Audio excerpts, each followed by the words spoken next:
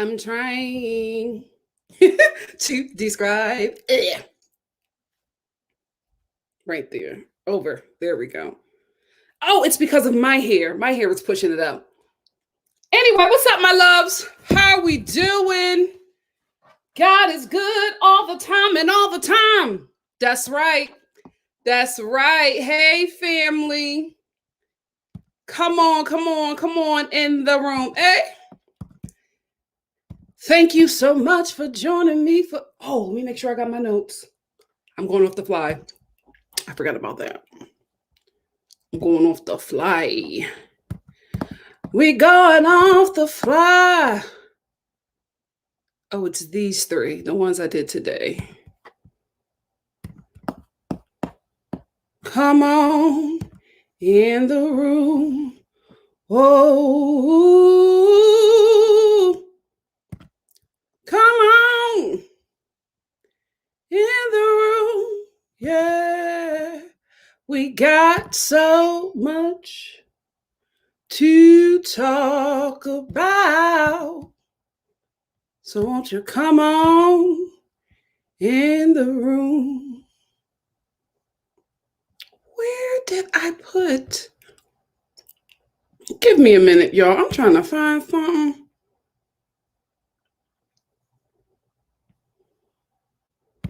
Where did I put it?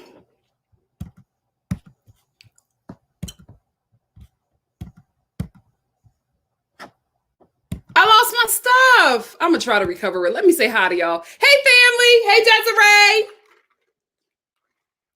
Hey, basically, Brittany. Hey, Pepe. Hey, Lily V. What's up, Ordered Steps? I literally sent myself something and now I can't find it. I got to do it all over again. One woman show.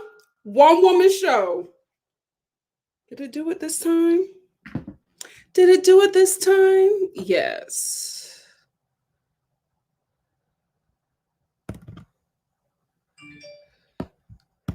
There it is. There it is. Oh, it's in downloads. That's why. Hello. Hello. What is this one? Won't you come on in the room? Come on in the room. Oh.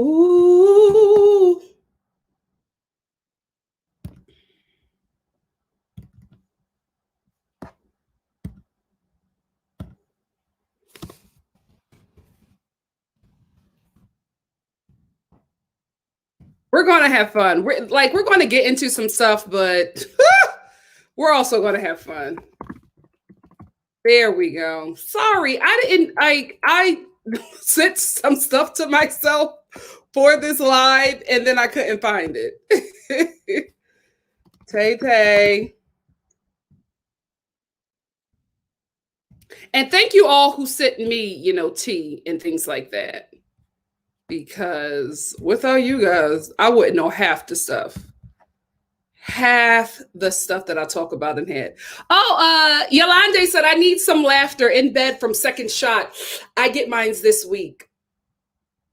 I don't know, because which one did you get, Yolande? Because everybody always says it's the second shot that takes them out. I did fine with the first one. Y'all know it was just my arm. My mom was like, cool. I don't know. I don't know. I'm a little nervous about the second one. Oh, Angela, thank you. Angela said, loved your drag race review. Thank you so much, Angela. If you haven't seen it yet, when you're done here, go check out my channel. I did my mom and I were invited to the drag race season finale, and we talk about, the show. We give our thoughts and opinions on the season finale, and we also talk about our experience at drag race. Thank you so much, Angela, for watching. Hey, Stage 4 Endo Fighter Day by Day, what's up? Shouting out the Star fam. Oh, you were fine. Great. That's what I'm getting to, Ordered Steps. Ordered Steps said, I got the second shot on the 13th. Pfizer for me. I was fine.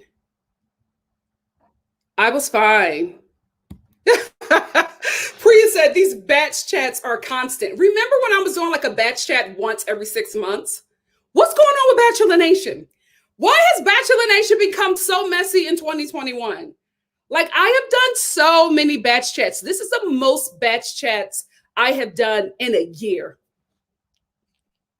And it's only what? April. This is insane. This is insane. Really? Adriana, when did she say that? Send me the tea. Send me the tea so I can talk about it on here. Taysia says she hates reality Steve. Hate is a strong word, Taysia. What happened? What happened? Send me the tea on Taysia, Tay-Tay's beef with reality Steve so we can talk about it. Wow. That's that's sad. I'm like, hate is strong, girl. What he do? What did he do? Shout out to my moderators. Hey, Black Lavender. Hey, Ordered Steps. Thank you all for being here. Hey, Keisha. Hey, El Boogie. What's up, Greta? Hey, Nelly. Hey, Pepe. Oh, my goodness. Pepe, what's going on? So I'm sitting here waiting to check in for my surgery, so I'm glad I could pass the time with you. What's going on? Prayers up. Prayers up. Prayers up. Prayers up. Hey, Irene. How you doing, my love? Hey, Tracy. What's up, Tracy? I'm always wearing a Tracy shirt. Tracy said, Nikki, I think you have been replaced by Mama Star. I knew it would happen. I knew it would happen. Everywhere we go, people that love me fall deeply in love with her, and I'm always moved to the side. I know. I'm used to it by now. She's the actual star. She is the actual star. What's up, Jared? Hey, boo. Hey, Vodka. How are we doing?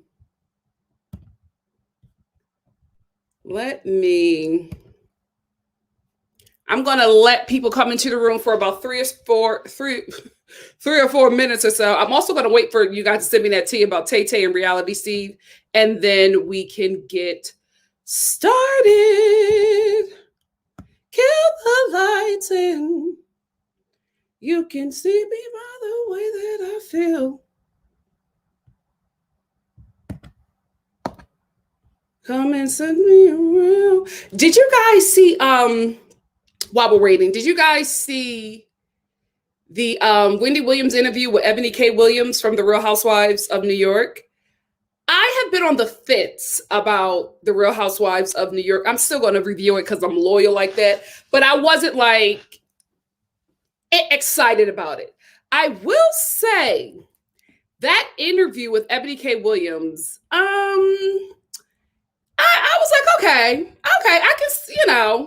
I can give it a shot.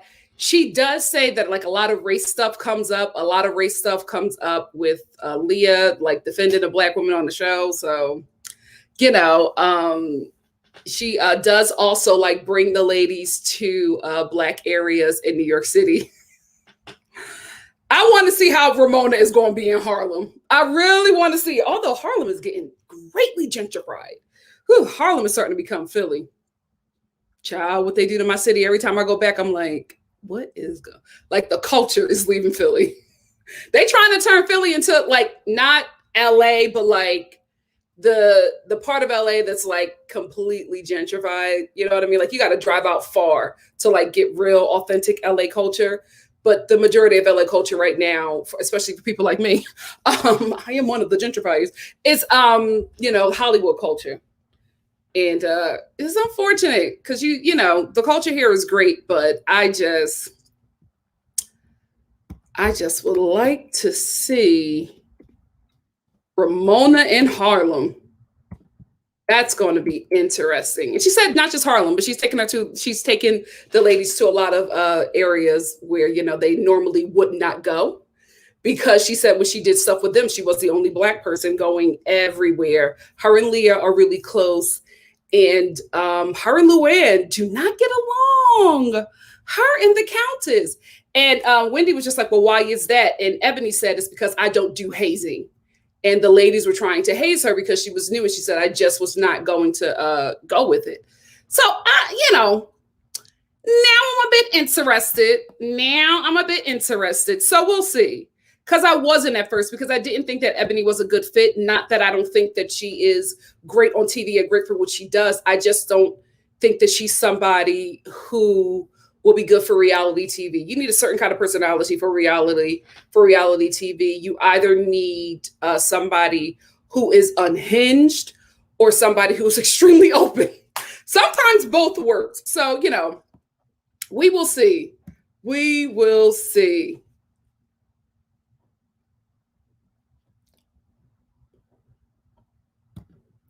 Ashley, hey sis, Ashley Nicole said hate is not a strong word considering how eager he was to demolish her reputation. Y'all, what happened? What happened? And yes, thank you, Tracy. Mama Star's review plus a little bit of Nikki. That's true. Like she was ready. My mom is such a ham. She was ready for her debut. She's been trying to get on this channel. She was ready. So if y'all want to check it out after this live, you can go right ahead and go see what Mama Star is talking about. Yeah, let me see if y'all sent it to me, because as soon as y'all send it to me, we can get started. Let me check my Instagram. It's probably something from Tracy. Oh wait, is it Hannah? Hannah, join me on this live. I hope you're here, Hannah. Thank you, Kate. Thank you, sis. Kate sent it to me. She said, in addition, Reality Seed reported that Zach was not Taysia's first choice, and that after getting engaged, she broke up with him to go back to Brendan. Taysia said it got in Zach's head as well as his family's head. We're going to have some thoughts about this. Thank you, Kate. Thank you. Yeah, we'll talk about that too. First of all, who in the hell in this chat, whose name on Instagram is hot as a witch's coochie? Reveal yourself. Reveal yourself.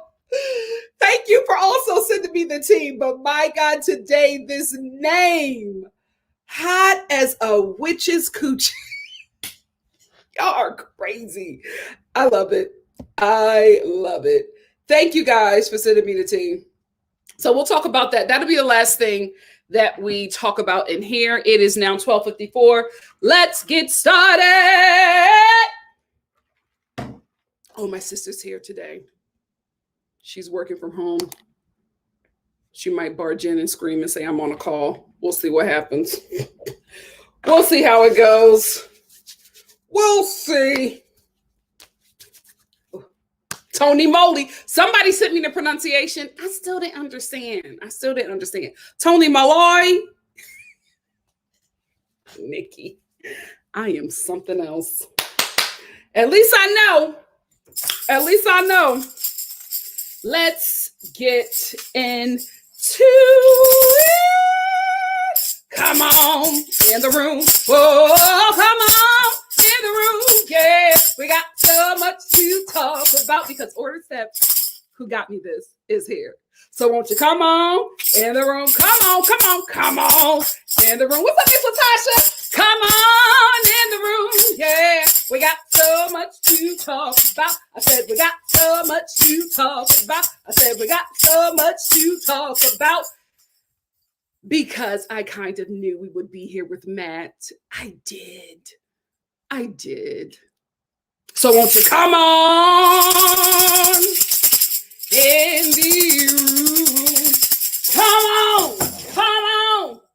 Come on in the room. One day, when we get the coins, I'm gonna have a whole band. Come on in the room. We will see. I knew we would be here with Matt. Sisters, come on. We knew. Because there were a lot of people who were like writing me, like as soon as the news broke, y'all were hitting me up and y'all were pissed. And I was just like, why are you mad, sis? We knew. We knew. Come on in the room. Oh, Busy did. I gotta watch his video. Busy, are you here? Tag your video. Caitlin said Busy went in on Matt and it was hilarious. I gotta watch that. I have to watch that. Oh, JB says what? Thank you. JB says, hey, Nikki and fam, don't watch this mess. Just love you. Love you too, baby. Thanks for stopping by. Nisa Queen said, thank goodness I follow you on Twitter or else I would have missed this. YouTube is so bad at giving notifications. Thank you so much, Nisa. That's why I started to add the streams on Twitter and YouTube, and on Twitter and Facebook, just because, like I told you, I would get the notifications late. And it's my freaking YouTube. So yeah. I just started doing that so that we might never have any issues. I will say this though. You know what? Are we going to start with Matt? Are we going to start with Matt or should we start with Rachel? You know what? Let's get the boys out of the way. We're going to get the boys out of the way and then we're going to end with the ladies. So we are going to start talking about Matt because why not, right? So one of my moderators, can you write down the timestamp on when I start different subjects? If you can, thank you so much. So Matt James is back with Sundown Town Rachel. We all knew that this was for me, I knew that it was going to happen. I even said in my last review for The Bachelor that he was doing this because the optics were bad, right? He wanted her. I told y'all from the first review that he wanted that Rachel because there was no way he was this connected with her. And like the first 2 episodes, remember when they had that challenge and it was like the bride thing? Everybody was like finishing a challenge. These girls were like, getting their face knocked in by a damn tree to win a competition to be with him. The girls that won, they went over to that side. The girls that lost, Rachel was in that group of women who lost. He said nothing to anybody else.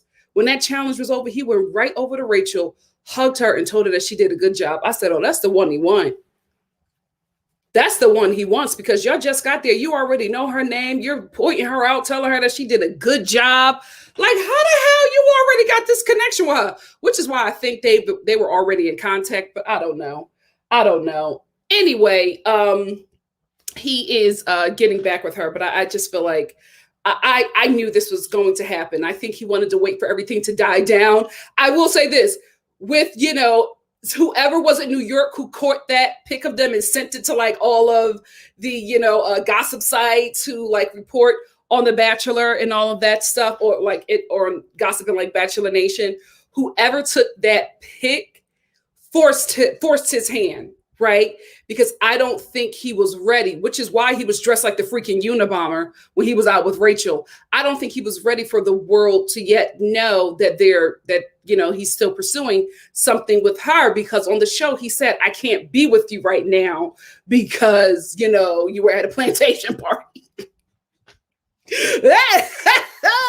Let me tell you something. Love is love. Love is love. I don't really, buy into like you can't fall in love with people because they have a different skin color, right? I don't really buy into that. I think you can. We're human beings. We were put on this planet to be with each other. It's, a lot of ignorance that makes us make some of the choices that we make. Having said that, I'm not dating no non-black dude, even a black dude that went to a plantation party. Like, I don't care. Like there's not enough of an excuse to make me ever forget that and trust you as a partner, right? It can't be, oh, well, I had a racist phase. No, I don't understand that. Like my brain can't function that. However, I got a black mama. Maybe that's what it is, right? Because it seems like, Matt being raised solely by, was he? Whatever that weird Stephen King Sleepwalkers relationship he got with his mama, it has crafted this idea of his identity and his father's people in his mind. So he, walks a certain way out in this world. He sees himself. Let me tell you something. I don't believe that Matt sees what we see. I don't think he's looking in the same mirror, because I'm like,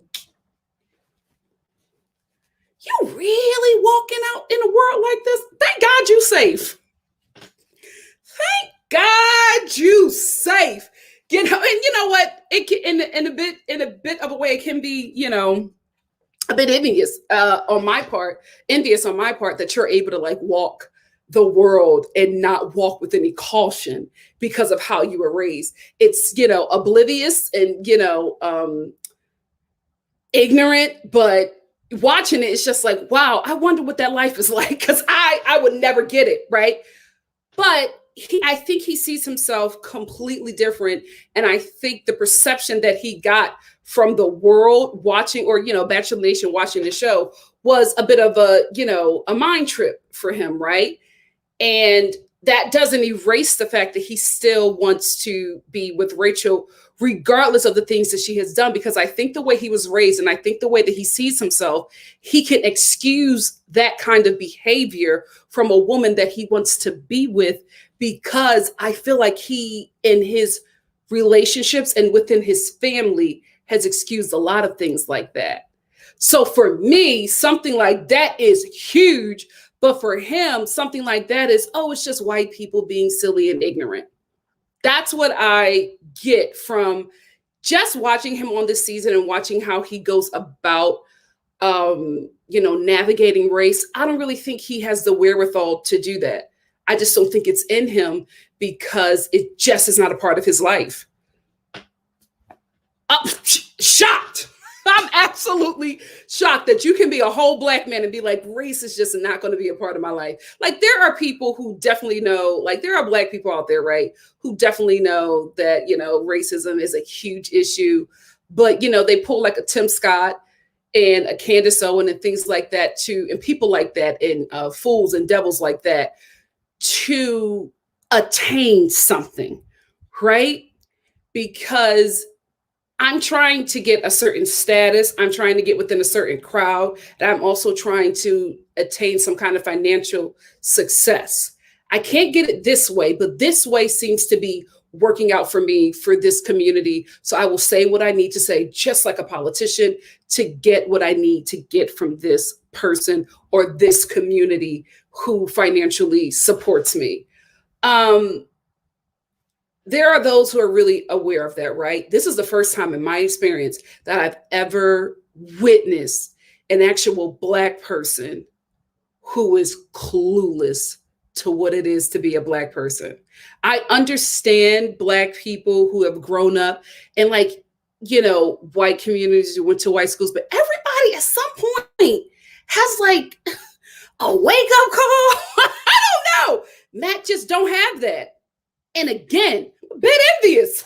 You don't know what none of this stuff is. I feel like he's extremely clueless to what is going on, because he has not been raised around a community that would tell him right from wrong, right? He's been raised within a community that excuses a lot of that behavior. So he's extremely apologetic to racism, but extremely cautious with Black people, specifically Black women. Because I ain't never forgot about that PSA that you gave us at the first on the first episode of that show.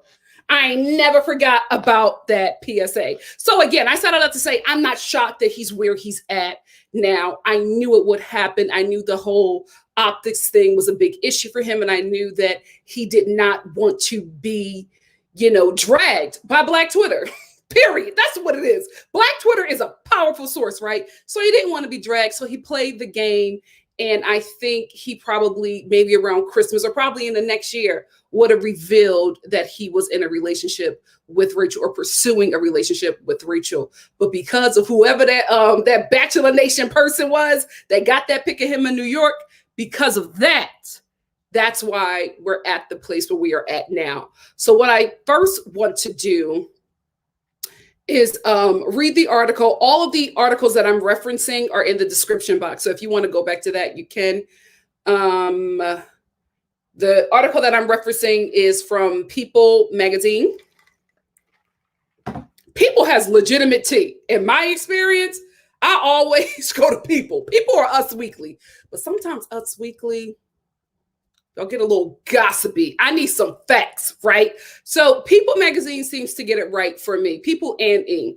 So Matt James says he's pursuing a relationship with his ex, Rachel Cokerno. Sundown Town Rachel, you got too many K's in your name to be doing problematic racist stuff. Girl, he said, I'm focusing on it. I said that I was going to focus on my relationship with her, and that means focusing on it. The former bachelor tells People. So he, I guess somebody from People magazine rang him up and was just like, what's going on? What's the tea? Are you and Rachel back together? And that was his statement. Although the reality star 29, how did 29 years of just not having a Black experience in that Black body, that needs to be studied. Anyway, although the reality star 29 revealed on After the Final Rose last month that he and his final rose recipient, Rachel Cokerno, Sundown Town Rachel, broke up after past racially insensitive photos have surfaced. The two have since been spotted together in Los Angeles and New York. So they've been taking trips. I've seen Rachel a handful of times, James confirmed to People while discussing his partnership with Dick's Sporting Goods for May's National Runners Month. I'm not pursuing any relationship right now. Outside of that, I said I was going to focus on my relationship with her, and that means focusing on it. As for whether James, who's currently training for a marathon feels that Sundown Town Rachel, 24, has been doing the work she promised in regards to educating herself about racism, Matt says that's something you could talk to her about. Men, the former bachelor said, a lot of what I'm focused on right now is the work that I'm doing in the community and with the marathon training. The North Carolina native squashed any possibility that he or best friend forever Tyler Cameron might turn up on upcoming seasons of Bachelor in Paradise. There's a negative chance that I'll be on Paradise, James said. There's a negative chance that Tyler is on there as well. I think we're good on that.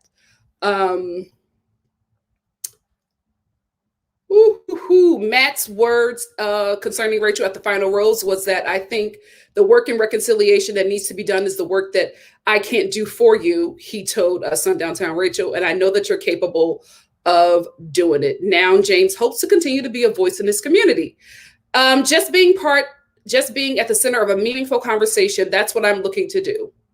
I really enjoyed the conversation that I had over the past few months, and I think it'd be a lot of fun to be a voice on important issues. That's where I see my future and where I am pursuing opportunities. So this was basically the reason why People was able to get this quote from Matt is because Matt was doing press. And, the reporter, Dana Rose Falcone, asked him this question, and this was his response. Go ahead, Dana. You better work your press. You better work your People press pass. So that is where we're at now with Matt and Rachel. So he said that he is, focusing on her. Hold on. We got a super chat from Sebastian. Hey, Sebastian. Sebastian said, hey, Nikki. Hey, Star family and moderators. That's right. Shout out to the moderators. I have a cousin like Matt, and I keep my good eye on him at every family event. Thank you for the super chat, Sebastian. Listen, all jokes aside, that's a really difficult way to live. I can only imagine.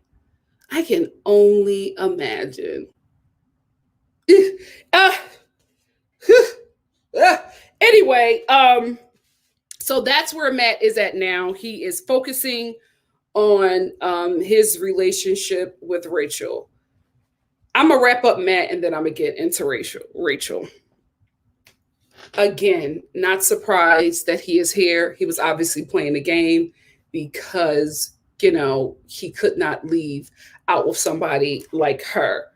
Or like finish off the season with somebody like her. I think the season, this is just my predictions, I could be wrong. I think the season was wrapped by the time, I think that not the season was wrapped, but I think that he was already in it with Rachel by the time all of this stuff came out. And again, I feel like Matt is the kind of Black person that excuses a lot of racist things from non-Black people because of his upbringing. Like he has compassion for them in a way that he does not have compassion for the people who is a part of his father's lineage, right? His father's culture. And I'm not saying that Matt dislikes Black people, right? I'm saying that the parent that he has an issue with is Black, right? And the parent that he was raised by is white. And it appears that she raised him in a white community. So this is a lot of his understanding. So he is used to having compassion for this community and not having compassion for this community because this community represents the father that he has issues with.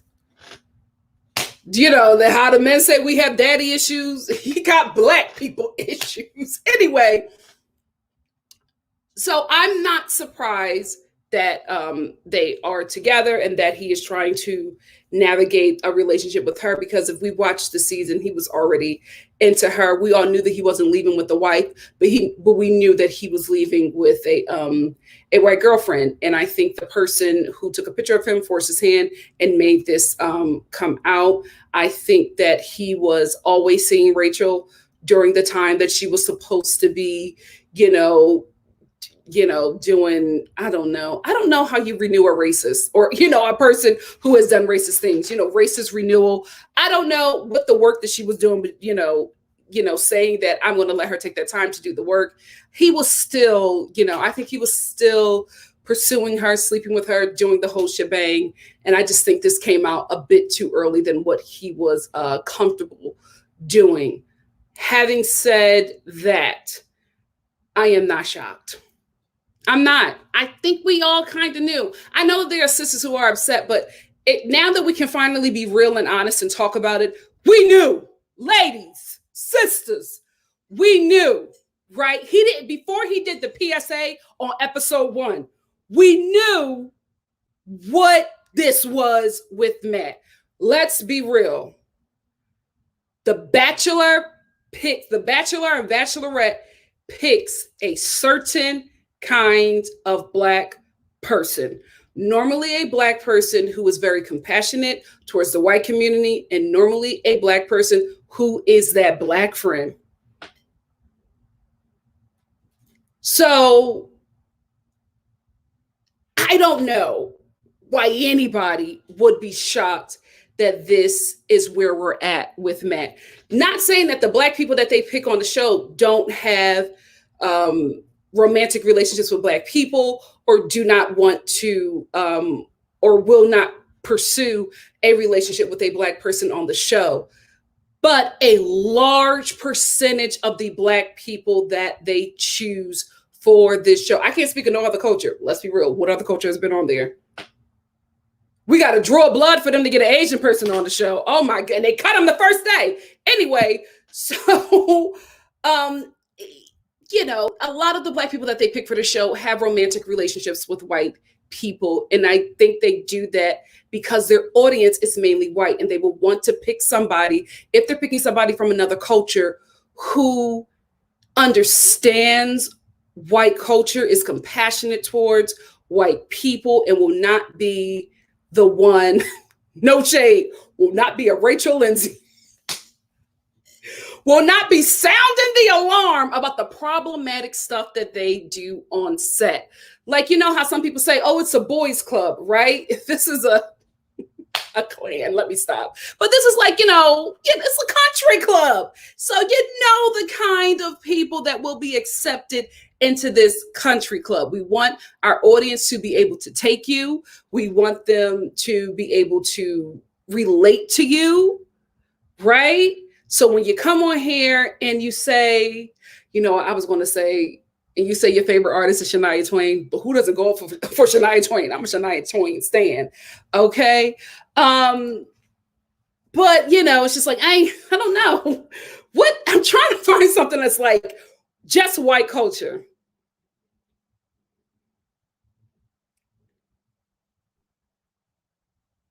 I like a lot of white culture things. Hold on. What is just specifically white culture?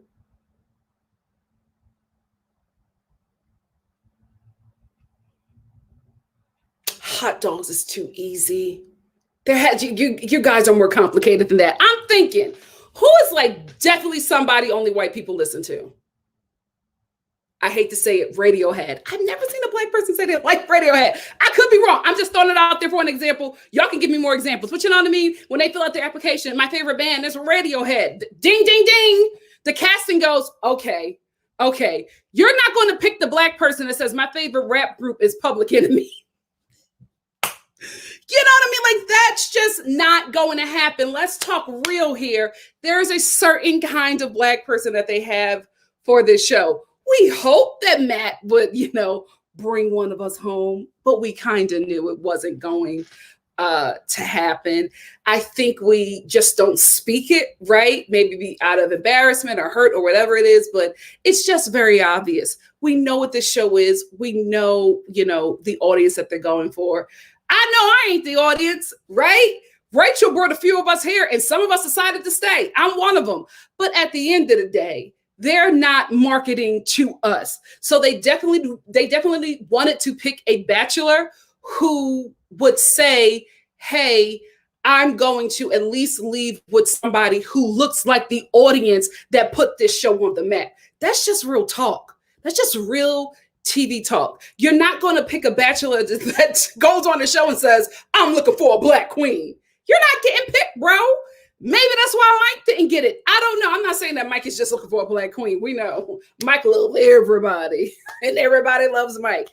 But I just, to be quite honest with you, that is my opinion on why I think that Matt was just like front and center, because at the end of the day, it was a high possibility that, there was going to be a white woman at the end of this winning this season. And we got to be honest, that's the majority of the audience for this show. The majority of the audience for The Bachelor and Bachelorette is white women. The second largest audience is white men. After that, the diversers, then we all start to come in. But they're not really going to give us the show that we want if we're not the majority. Welcome to America. Welcome to America. Before I go on, I want to acknowledge some super chats. I think I got them all. Oh, I didn't. Hey, Just Jonda. What's up, my love? Just Jonda said, Matt does not need to be a voice of anything meaningful. Re-race. It's insulting for anyone to be preached to by someone who is willfully oblivious. Absolutely. I absolutely agree with that. I think because, and this happens with black people, my people a lot, especially on TV. When we get in spaces that we are not the majority, we want that black that was able to get in to be the one to open the door, to be the one to voice our concerns and our issues. That's what everybody wanted. A lot of black people wanted or thought that Barack Obama would be. But I was very aware that he could not be that. I was very aware that we live in a nation that would not allow that to happen, especially when he has to be a president over the United States. At this point in America, the United States is mainly white. So like I said before, you normally cater to the majority. Every now and then you'll listen to a loud minority, but you normally cater to the majority. So I think that's what happened with Rachel as well. Black people were coming to the show like, okay, there's a black woman on the show. Is she going to speak for us? And that's unfortunately just a crown we're going to have to wear when we as black people are in positions that we are not normally in. But we also have to realize, black people, not everybody is an Issa Rae. Let me tell you one thing about that woman. She'll kick open the door and she'll pull all people through. Not everybody is like that. So we also have to allow those black people to just, pull a Matt James and live their best life and live this opportunity up. Not everybody is, going to be Harriet Tubman. Not everybody's going to want to open up the door. Some people get in and, just want to bask in that for themselves and not be like the voice for the people, the one to open up the door for the people, the one to bring change for the people. Not everybody wants to be that. And I think, unfortunately, that's who Matt James became, but we have to realize he has not lived his life as a black man. So we're wanting him to speak on issues he don't have a clue about. So that's where a lot of the confusion came from. Thank you so much, Just Jonda, for the super chat.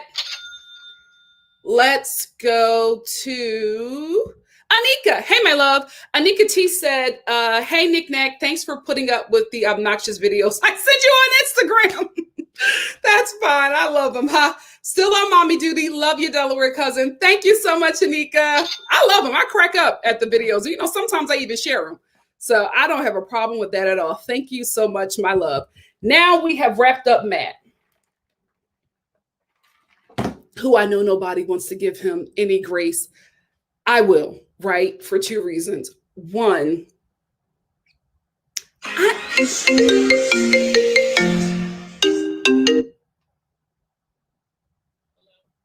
Mom, I'm on live. You know that, right? Oh, I'm sorry. Yeah, do you need anything out of the storage? No, I'm good. I don't need anything. All right, love you. Bye. Anyway, what the hell was I talking about? Oh yeah, giving Matt grace. Child, did my ancestors want me to forget that? Anyway, like I said, I'm black all day, right? Black and proud, like James Brown. So I don't know anything else. I was raised by activists. Like, this is my life. You know what I mean? I was protesting as a kid, you know, so this is like my identity. This is what I do.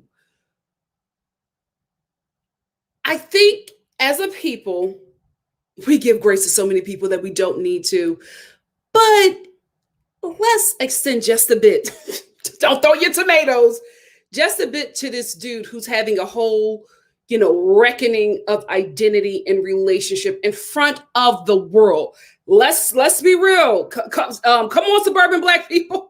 Not all, you know, suburban neighborhoods are white, but you know, the ones that we have had the conversation where you went to a predominantly white school, you grew up in a predominantly white neighborhood. It wasn't until you got older and got around Black people that you all of a sudden start to understand things about your identity. But you were able to do that in secret. You were able to do that in private. You were able to do that around a protected community. He's doing this in front of the world. So he's going to make a lot of mistakes. And he may not even, you know, turn out to be the Malcolm X that everybody is hoping that he would be. But I'm just like, get a dude, you know, I would say that to anybody who was going through something very difficult in front of the world. Give him grace in that aspect. Also, give him grace in this aspect of knowing that a lot of the attacks that he receives from this fan base is because he looks like the Black man that he don't know that he is. Give him grace in that aspect because he's getting beat up on a lot of ends. Let's not join in on that too much, sisters. Too much. Because y'all be getting him together. And I'm on my damn business. I'm not getting in that. You think I'm going after Black women? Boy, bye. You better take your licks and keep on ticking. Anyway, Rachel, listen, I am not the one, right? I am not the one to be redeeming people who have done racist things, who have participated in very racist and, you know, problematic things. I'm not the one to be redeeming. And I'm not redeeming you, right? And I'm not talking to you as Sundown Town Rachel. I'm not talking to Sundown Town Rachel. I'm talking to you, woman to woman. Get out of this relationship, right? Here is why. I think you should stay in it if this is a PR stunt for you. I don't think you got the wherewithal, though. I don't think you know what I mean? I don't think you're that quick to know that this is something, this would benefit you to pursue this relationship and have the world see all of his, you know, F-boy tendencies, because he's an F-boy. Can we be real about that? He's an F-boy, and we'll get into that. If that's what you're here for, if that's why you're in it, props to you. Do what you need to do. If you are using this F-boy to restore your image, because right now you cannot take any opportunities because you were at that plantation party having a good old time, like taking pictures with everybody. Like this right here, this ancient tree is where we hung all the Black people. Like, girl, I just what? Oh, the South is something else. So, you know that at this moment, right? Because we're about to get a bachelorette, then we're going to get a bachelor in paradise. Then we're going to get a new bachelorette. Then we're going to get a bachelor. You have to use your 15 minutes as good as you can, because they're going to move on. The fan base is going to move on to somebody else. There are a lot of people in the fan base who stick with some of, the popular people from Bachelor Nation. But, if you don't have that range, they move on from you really quickly. So if this is what you're doing, you're pursuing this relationship with him so that you can not only stay in the spotlight, but repair your image within the spotlight, with also showing the world, with showing the world that, oh, I am lamenting, I am doing what I have to do to turn away from my racist past. And I'm also being, played with and treated harmfully by this man. If that's what you're doing, can we be real? It's smart. It's smart. Not saying you're not smart. I don't think you're quick enough to really do that. I hope you are, but I just don't think you're quick enough to get that. I think you really like him. And I think you really want a relationship with him. Why I am telling you to get out of this is because where you're at in this relationship, he's not. Because he just said he's focusing on you. You got to listen to when a man speaks. You got to listen to when a man speaks. He said, I'm focusing. I'm focusing on her. He ain't say I'm dating her. I'm solely focusing on her. Men have to use very specific and clear words. When they give you words that can be very broad, you not his one and only. And he's telling you without telling you, so that when you get upset, he can say, oh, I ain't say we was dating. I said I was focusing just on you for a relationship. But I was also focusing on other people for just a little booty call. Like, we ain't really established what this was. So you got to really get clarity in this relationship if you really want to be with this guy. But I think you really like him. And I think you're the only one that's in the relationship. I think that he is doing damage control. I think he really likes you, right? I think he's also doing damage control. Because when, what is that girl? Is her name Gwen? What is that girl's name? Is it Gwen? Her. Horse girl. Oh, hold on. We got a super chat from who? Hey, Shelly Ann. Hey, Shelly Ann. Shelly Ann said, preach it, sister. Thank you. Thank you. But let me know the name of this girl. I think it's Gwen. So Horse girl. Wait, thank you, Shelly Ann.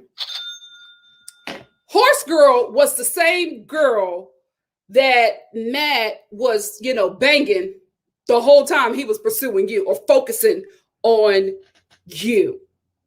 He playing you, mama, but because you like him and because you feel so bad about, because I will give her that. I think she does feel bad about what she's done. I think what she did is something that is okay, right?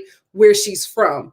And knowing it's wrong, I'm not going to say she don't know that it was wrong, but I think she lives in a place and resides in an area and has a community of people who's just like, oh, that's not a big deal. That's just Southern culture, right? But I do think that now that she knows how damaging it is, she realizes that she's messed up big time, right? And I think because of that, and because she really likes this guy, she is staying in a situation where she is going to ultimately be played. And I think that Matt is in this situation with her, walking very lightly, being extremely delicate until he can get to the point where he can say, oh, this is not what I want. Because Rachel wants a relationship. Matt wants to be able to have sex with her every time she visits New York. Like, that's what it is. Matt got a bachelor pad with his best friend. He is not ready to be somebody's husband. He's not ready to be somebody's boyfriend. He's ready to dip his penis, his brown penis, in anything. And listen, say whatever you want about him, but he walk heavy. He walk heavy. He wants to dip that in any and everything that will be available to him because of his celebrity. He is living in the moment as much as he can and enjoying this time. But it's very obvious that Rachel wants to be with him. Girl, woman to woman, you're getting played. And I'm not the one to be helping out people who went to plantation parties, but I gotta call it like I see it. He is playing you, because Horse Girl, as soon as she saw that he got you a little train ticket to come visit him, she was right on Reality Steve. She just got finished riding horses and hopped on live and was just like, oh no, let me tell you how he called me up. Even though she was there, he was going to send her off to go have fun with her friends and bang me in the same bachelor pad that he was laying up with her. There's going to be horse girls everywhere. There's going to be multiple horse girls, Rachel, multiple horse girls. You are going to have to deal with that.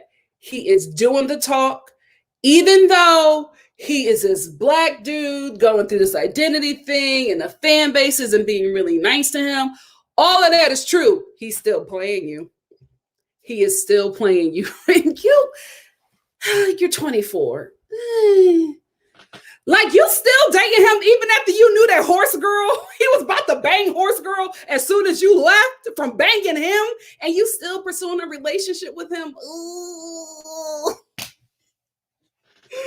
Oh, girl, he playing you, sweetie, and it's so sad because you're going to keep on. Because this is the thing, because she feels bad, I think, and also she's 24, I think she's just going to accept a lot of things that she should not accept, because she is the one in the wrong in the relationship, and she is the one that has to do all the atoning and repenting. So because she's in this place of atonement and, shame, she's going to accept a lot of stuff that maybe if they were on the same playing field, she probably would not accept, but it is just really obvious.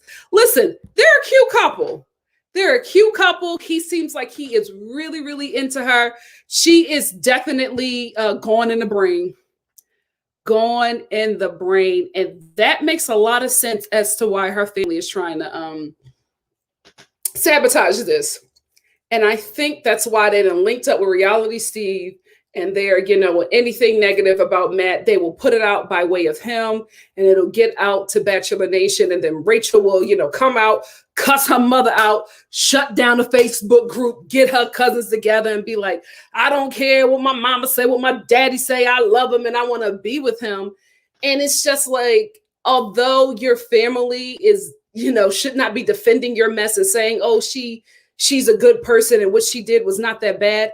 Even though they're absolutely wrong in that, I absolutely think that they see that she is being played by this dude, and they don't want her to be in a situation where she's not focusing on the moment ahead of her. Because she's not.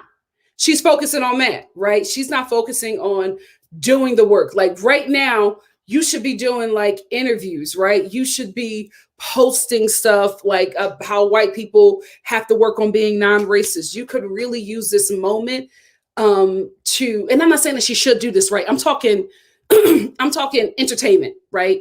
You got to stay in front of the audience if you don't want them to forget about you, especially when you're new. So you have to stay in front of our faces. But instead, you're hopping on a plane or a train every couple of days and going to visit Matt. And, even being aware that when you leave, he's going to find another horse girl in New York or wherever he is to be with. I don't think you should play with your mind, your heart, or your body like that for this man. I am in no way redeeming you, but I think that you need to just move on, because let another horse girl get offended by him playing her and see what happens. You're not the first horse.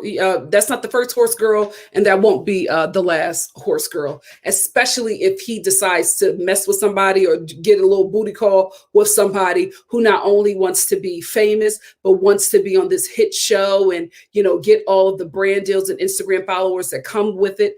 You're going to be in this cycle with him for a very long time, because he's not really focused on being in a relationship. He is just doing what he has to do, like he did with us, right? Like this was another thing. Girl, I just thought about this. Again, I am in no way redeeming you or what you have done, but my God, today, he sat on stage and said, I can't be with you. You got to figure that out. I can't be with somebody like you. And you're like, oh my goodness, but I'm sorry. And he's like, no, what you did was wrong. I can't be with you. And you still went back to him? Girl, I don't like that you attended that plantation party, but you got to love yourself.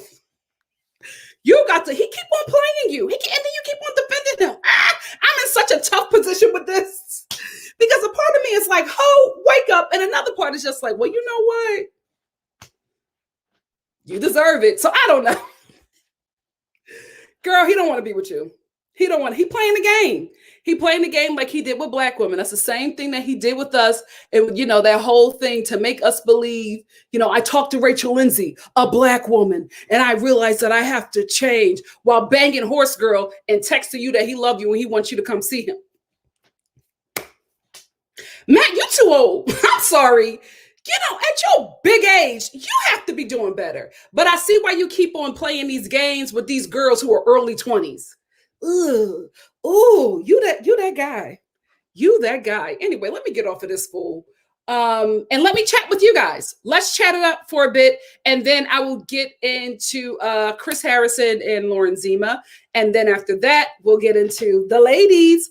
We'll get into Rachel Lindsay and Katie, and then we'll wrap it up. So what do you guys say?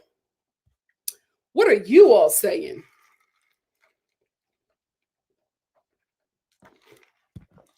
Fallout Boy. Wait, are you trying? Wait, Simply Simone, hold on. Are we saying that Fallout Boy is white culture? Get out of here. Get out of here. Dance. That is not white culture.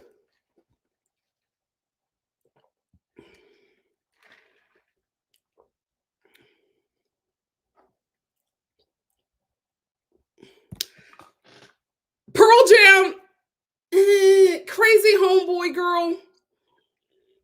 I'll give you Pearl Jam, not 9 Inch Nails. They had some bops. Garth Brooks, maybe Brad Paisley, but not Garth. But Zanita. So not Garth. We love Garth. Garth is for everybody. Bruce Springsteen, no. But Mr. Born in the U. What are y'all talking about? Bruce Springsteen is not white culture. Born in the USA. Child. Well, you know what? I am from Philly. We are real patriotic. Even the blacks. So I don't know. That was my jam. So Bruce Springsteen and Garth Brooks. Y'all just throwing out white names. Y'all just saying who's a white person that sings. I got a super chat from 2B Black Native. What's up? 2B Black Native said, happy Friday. Why Rachel Lindsay closed her podcast? We're going to get into that. That's the third topic that we're going to talk about. Thank you so much, 2B Black Native. Thank you. Me too. Nisa, I forgot that Chris Harrison existed as well, which is why his girlfriend pulled that stunt. Very smart. Very, very smart. Y'all are just throwing out white people. Y'all say, who's the first white person that comes to my mind and I'm going to throw them out?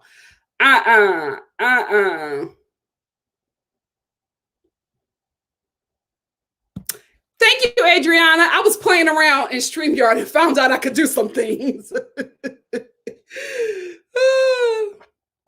Sly Cat said, I'm just glad that Michelle and Bree don't have to be played by him anymore. Michelle had Mr. James and Mr. James sweatshirts. Believe in that liar. He can't talk about his daddy anymore. Listen, we are done with that. Done. At your big age. I'd be damned if I'm letting somebody 29 play me. Oh, yes. I want to talk about that. Meditation Supreme said Wendy Williams spoke on them this past week. That's what I wanted to talk about. It got away from me. But she did talk about it. And Wendy was very harsh. Like, this is how she described Rachel. She was like, so Matt James went back to racist Rachel. Every time she said her name, it was just like, oh, so, he was dating racist Rachel the whole time, but we all knew that he was still dating racist Rachel. You know how many people watch this woman's show? She just kept on saying racist Rachel, and her audience was just like, ooh. She had strong opinions about Rachel. Ciao. Wait, I want to answer this one. Yes, Nelly. She has been following him wherever he goes, she goes, right? But when she goes, he gets somebody else. See, Matt, this is the thing. When the whole thing broke with Reality Steve, I was just like, listen, the dude is single. He can do whatever he wants. This whole thing of I'm focusing on her, that is F-boy vernacular. Because you're not saying dating, you're not saying I'm pursuing a relationship, you're choosing your words very wisely. So now I'm looking at you a little differently, because if you're telling this woman that you want to be with her, flying her all over, sleeping with her, then sending her away and getting somebody else, knowing what you're doing, I don't agree with what Rachel did at that party, but I damn sure don't agree with the games that you're playing. But you know what you're doing, because you wouldn't do this with a 33-year-old woman, even a 29-year-old woman. You know exactly what you're doing, and you know who to do it with. You know who to do it with. Rachel,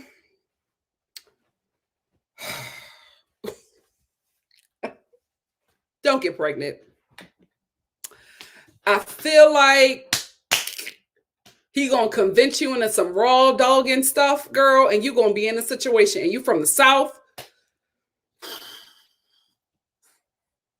You gonna make a decision that's best for you, and girl, he gonna show you. He gonna show you who he really is. Girl, don't do it.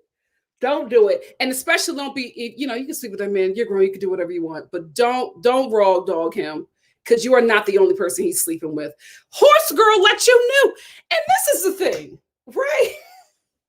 No shade to horse girls, right? But you're not going to be. You're not going to be with me, and then as soon as I leave town, go get a horse girl. Wait a minute, girl. Rachel, you got to love yourself a bit more. But you know what? You're in your atoning stage. So, girl, when you get out of that, when you get out of atoning, I hope you love yourself a bit better. I really, really do. Because, girl, he is playing you for a fool. Playing you for a fool. Thank you, Mick K. Said I'm currently at work watching NikkiStar, super fan. Thank you, my love. Shannon said, I don't support her racially muddy actions, but baby girl, don't waste your years on a man. See, this is a thing. It's so hard being black and being a woman, because you live in like these two identities. And it's like, damn, I hate what she did. But there's a part of me that's just like, I hate that he's playing her. So it's so difficult. But that's the thing. Like, I don't like what you did, but don't waste your years on this man, especially a man playing you with a woman that is okay. No, we're not going to do that. Horse girl, I think she was pretty. Listen, she was able to get on live with no lashes, no liner, you know what I mean, and standing there, and she still looked good. So I'm just saying, she was a little odd. Man, you just banging everything. Every and anything. You were in your hot boy stage. My God, today. My God. I was like, she had a shot. But you know what? I told you with men, a hole is a hole. A hole is a hole. A man will cheat on you with a hippopotamus. He will bang a hippo. Bang a hippo. And you will be sitting there looking dumb like, oh my God, I can't believe the other woman is a hippo. Like, how did you even break into the zoo to be able to do that? It doesn't matter. It doesn't matter. If you're going to bang a sock, you're going to bang anything. Let me tell you something my grandmother told me. My grandmother was my babysitter for like a decade. And my God, the gem she dropped when I was a child, she was just like, never leave Your man, and it wasn't like she wasn't down a woman, but she said, never leave your man around another woman unattended. I was just like, why? Like, why? Like, why would I do that at 9? She was just like,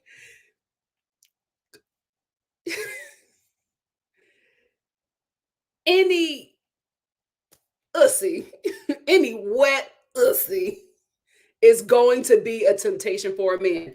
Arnold Schwarzenegger, N-word. He had Maria Shriver at home. What he go do? What he go do? Don't matter. It don't matter. Listen, that I'll take her advice, but if I gotta be with a dude where I'm just like, oh my goodness, honey, I'm going to the bathroom. There's 2 vaginas over there.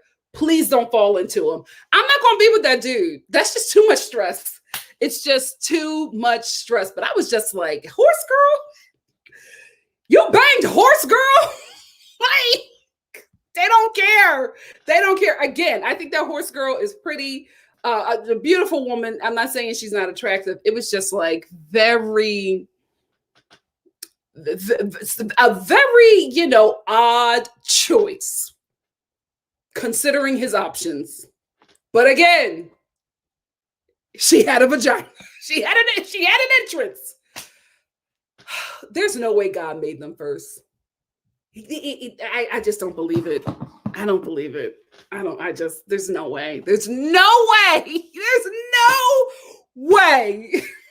When you had the creation of a woman in your arsenal, you went with them first. No way. I don't believe it. I don't believe it. Yes, L Boogie said, why would you want to be with a woman who publicly tried to make you be the bad guy? Matt. But again, with Matt, I think it was Rachel's family. And Rachel, every time her family does something, problematic, she always comes out and drags them. So I think that she does not, because Reality Steve was saying, oh, this is Rachel's camp. I don't think she's connected to that camp.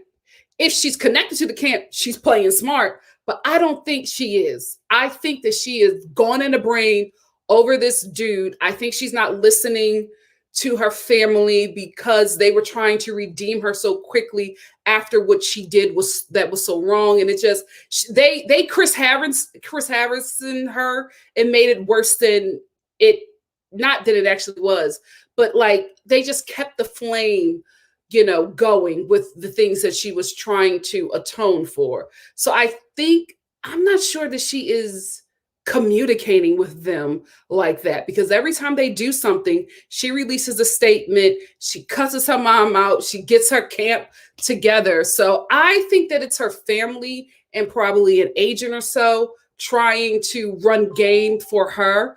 I don't think this is her necessarily doing it. I think she's actually very gone in the brain over that man. And it is what it is. It is what it is.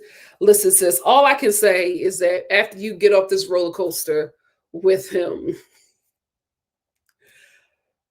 still do the work. Still do the work, because whatever was in you that made you enjoy and think that plantation party was okay is still there, right? And it will probably make you feel a certain way about, it's probably certain feelings will start to come up that you thought were gone about Black people because you have had your heart broken by a Black man.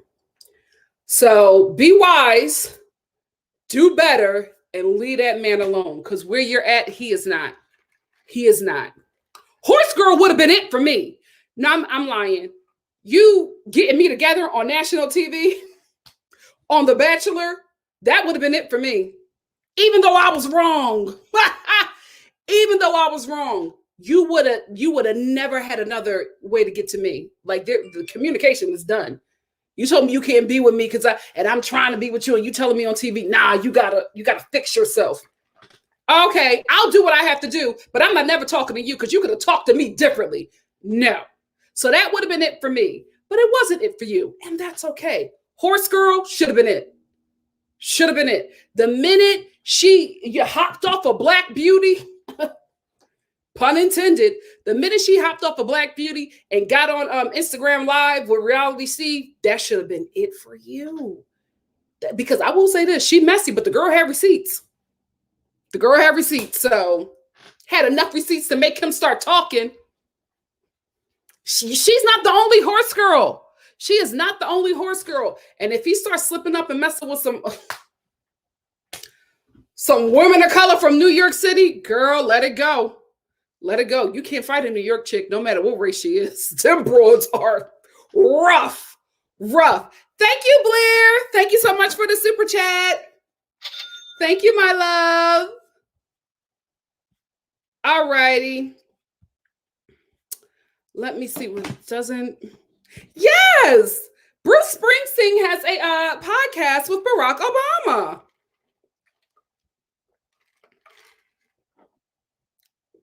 Tell him, Miss Brown Sugar. Tell him.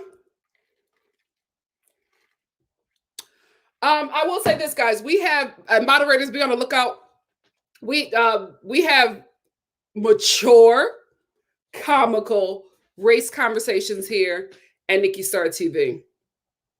Even if it's not my culture, I'm not going to allow people to say negative things or ignorant things or mean things about another culture. So we can get our jokes off respectfully and in the right way, but let's be aware.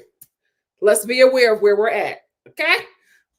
Some of y'all are bringing y'all kitchen table talk to, the internet. No, don't do that. And don't bring it here. I got enough stuff that I'm dealing with. Okay.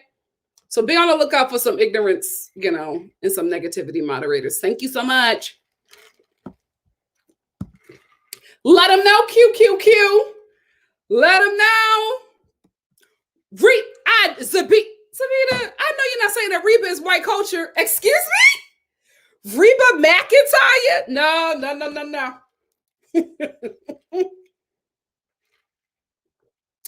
You know what? Since you brought it up, Maisie, let's get into it. Maisie said, did y'all see Chris Harrison's thirst post with Lauren Zima pretending they got married? I absolutely saw it, and I absolutely want to talk about it. So this is what we're talking about. Maisie, I'm going to have to remove your comments so we can see the full thing. And I'm also going to have to remove my banner. Hello. So we can see the full look. So while this is up, I will read the article again. Oh, this is from, is this People? Yeah, this is People. This is from People magazine. Chris Harrison and Lauren Zima are clarifying that they haven't tied the knot, despite the many congratulations in the Bachelor's host Instagram comment. The couple, who began dating in 2018, sparked wedding speculation on Tuesday when Harrison, 49. Oh my God, that's when y'all got me together. I thought he was like in his 50s. I thought it was like a 56. Okay. 49. Chris Harrison. 40. Wow. Okay.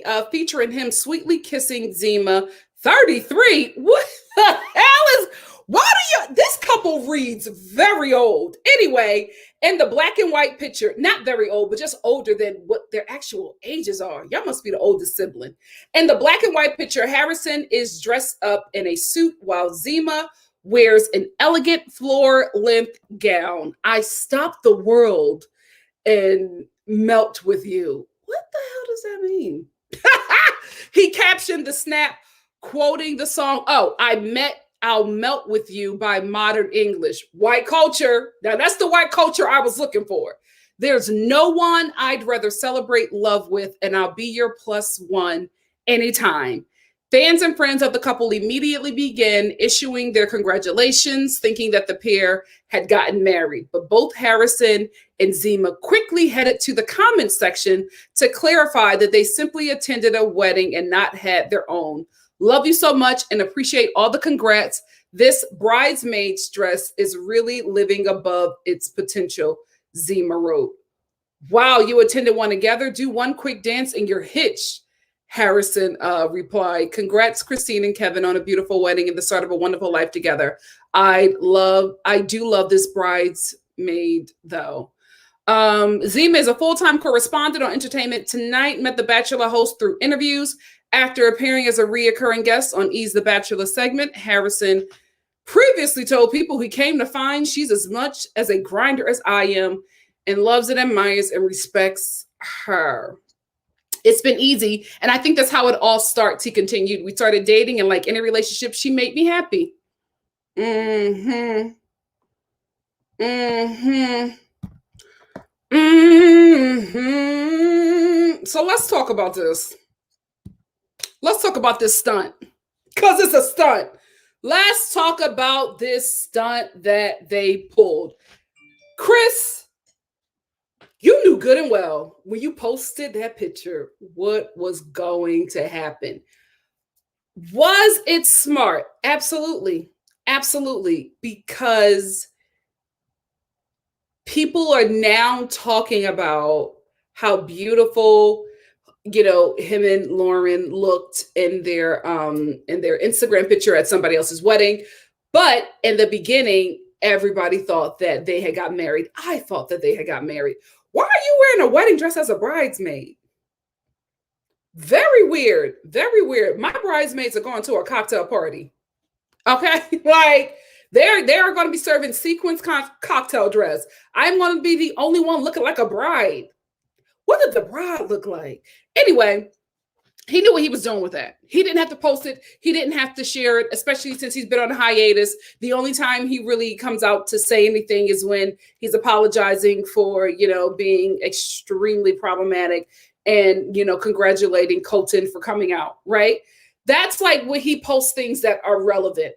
To post this picture, bro, I know what you're doing. It's good PR.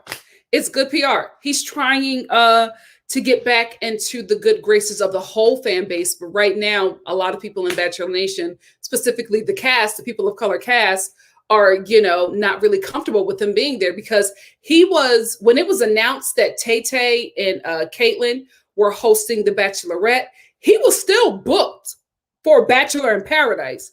They removed him from Bachelor in Paradise because there were people of color within Bachelor Paradise who were on the cast who were just like, we are not comfortable with him hosting us. I get it. I totally understand. But I don't think he expected to lose that check, the whole check. You know what I mean? I think he was just like, okay, well, I'll lose this one. But the whole $8 million a year is just gone. Wait, wasn't he getting no, he was getting $8 million a season of a show. So yeah, he was getting like 20 mil. I don't think he expected for all of that to go away in one sitting. So I think he is still trying to not get back in the good graces of The Bachelor because he hired this big time lawyer. So they're going probably to war over his contract. I think he's just trying to repair his image so that he could work again somewhere. I get it. I'm not saying I agree with it, but I get it. And this was just a pure PR stunt. That's all that was. It got people talking about him positively, right? So now Chris Harrison defending Sundown Town Rachel isn't trending. What is trending? Chris Harrison and Lauren Zima got married. Smart.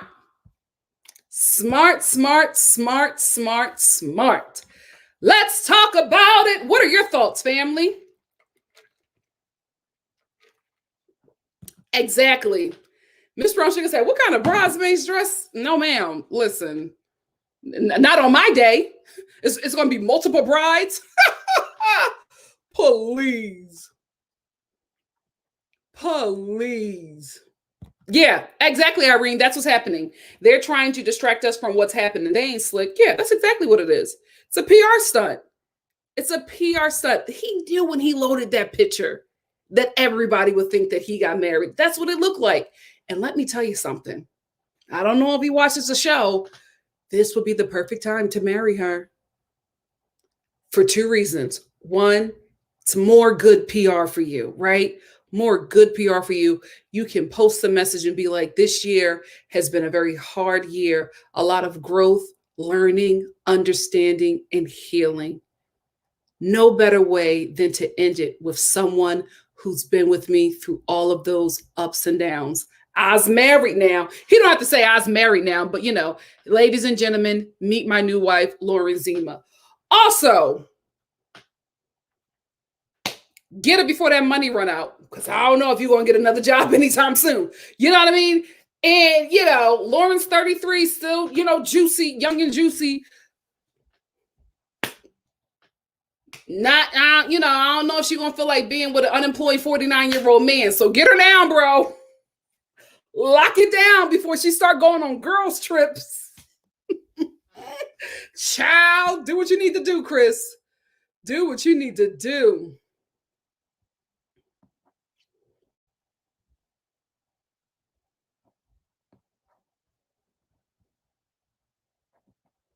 Oh, yeah, I love 30 Seconds to Mars too, crazy homeboy girl. That ain't white culture. Who said that Chris Harrison song is white culture? That is white culture. Y'all keep on coming out with these people that's just like, they make bops for everybody. Everybody. Because I dare one of y'all to say Paramore. Absolutely not. That's African-American culture. Black culture. Absolutely not. Yes, come on. See, I love that we're all in on it. We know what's going on.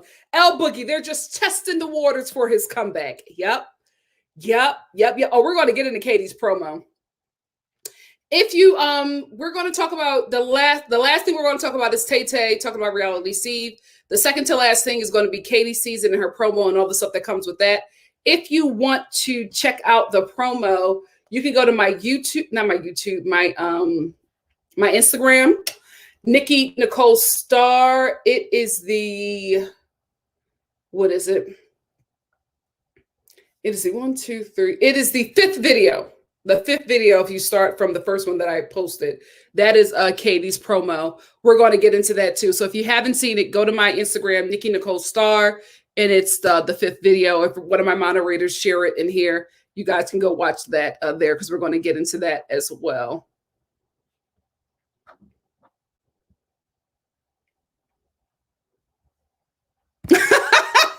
PPZ said there wouldn't be confusion if the picture was in color. Old man knew what he was doing. It was definitely PR. It worked.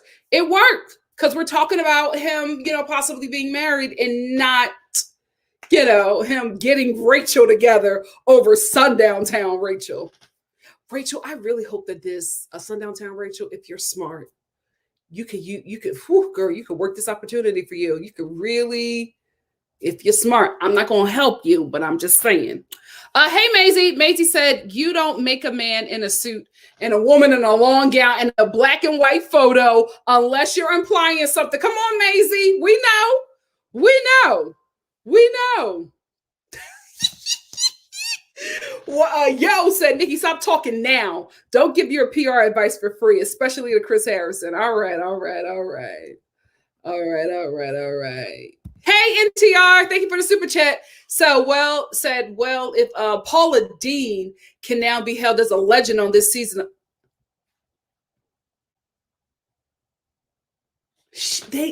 What? I didn't know she made a comeback. And they kept that on the low, because I did not know that Paula Deen made a comeback. Thank you, NTR. Thank you. That is somebody I don't ever want to come back. That right there, that woman is old school racist. Like old school. If y'all don't know Paula Deen, she was this Southern chef on, and her racism is so old school. I'm not saying she don't know it, but she don't think it's wrong, right? She says, oh, that's just the way we all down here. Real sick. So everybody loved her because she would make this food that would kill a horse, right? And she was always cooking with rings and like being real sexual. It was all comedy, right? It was all comedy with her. Now this is somebody who got canceled, at least for that time. She got canceled by her assistant, who shared audio of her putting together. I don't know who the wedding was for, but she was putting together a wedding, or like doing the catering or something like that for this wedding reception. And she basically wanted a plantation wedding reception. And she wanted it to be, she said, old Southern. And she only wanted to have old older black men waiters who were dressed in like Southern slave colonial clothing. And she wanted it to be served like she wanted them to be served like you serve a master. Like the whole audio and the transcript is disturbing, absolutely disturbing. And the problem that a lot of people had with her at the time was that when it was brought up, because they were her court transcripts came out because that came up in the case, and they were asking her, was this wrong? She said, oh no, that's just the old South. Man, what? You specifically wanted black waiters, old black men, and you wanted them to dress a certain way as they served the white guests. Girl, what the hell? What the hell is going on in the South? Anyway, so yeah, she should have stayed canceled, but you know, nobody ever really stays canceled. Nobody white, at least. Daniel Caesar, he told y'all to cancel him, and y'all did it. Y'all did it. What's up, Advice Queen? Advice Queen said her dress was probably baby blue or yellow, and he turned to pick black and white to trick the audience. Yeah, I agree. Thank you so much, Advice Queen. Thank you for the super chat, and thank you, NTR. Thank you. Come on. That's right, Amber. Friends is white culture, but The Office isn't. No, you are absolutely right. Absolutely. Oh my gosh. Oh, so she's planning her comeback. She's planning her comeback. Algie Real 43 said Paula Deen was on Family Feud just recently. Oh, so she's planning her comeback. Food Network. If you get this woman a show, I don't think the Food Network would do that. I don't know. She is planning her comeback. Wow.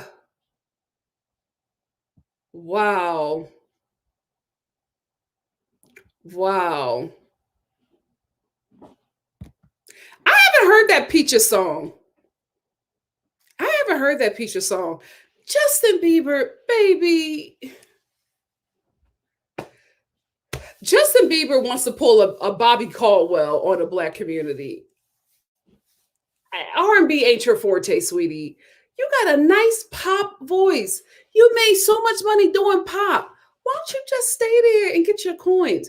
I just don't understand why people like to mess up the money. You're doing these R&B albums. Baby, you got a pop voice. You're not a Tina Marie. You know what I mean? You're not a Bobby Caldwell. You know, what is his name? What is that other guy's name? I'm gonna be there. He had that song with Patti LaBelle. I'm gonna just look up Blue Eyed Soul. He's a Michael McDonald. You might know Michael McDonald, baby. Just, do your pop voice. It serves you well. You keep on wanting to do them R&B albums. I don't care how many black people you pack on an album. It's still gonna sound pop to me. It's okay.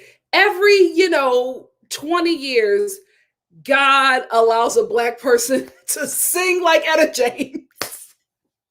Every 20 years, he said, I'm gonna just mix it up a bit. Let me get this black voice to this white girl from Queens. Every now and again, you didn't get that gift, and that's okay. You can still sing. But the vocal cords pop. And that's okay. Get your money, baby. He wants it so bad, Emirio. He wants it so every interview he does. Did you see how he cussed the Grammys out? Last Grammys, I made this album. It was an R&B album, and I wanted R&B. Why are you trying to collect these categories like Infinity Stones? Get your coins. Why are so many people who have money tired of making money? Lord, bless me. Can put me in that position so I can get exhausted with being successful financially. Let it go. Let it go. It's not your time yet. It's not your time. How long has it been since Michael McDonald dropped the bop? I think we need a couple more years, and then God will raise up another white with a black voice. You're not one of them. You got a pop voice, and that's okay, baby. That is okay.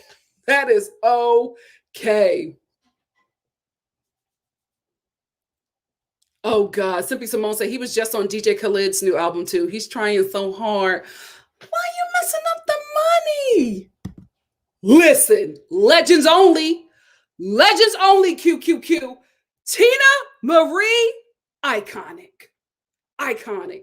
I remember 2 years ago before she passed away, my friend, I didn't know this person, I met this person in an acting class. I know they were wealthy until they invited me. They said, "Oh yeah, I'm going to have a backyard party. We're going to have some people are going to sing or whatever." I'm thinking they talking about karaoke. I get to the house and I text them and I was just like, "I think I got the wrong address. Can you send me the address?" They sent me the address and I was like, "Oh, I got the right address. Is your place this mansion with the red carpet and the and the ballet?" He was like, "Oh yeah, this is my home." How are you wealthy and acting normal? He was so normal.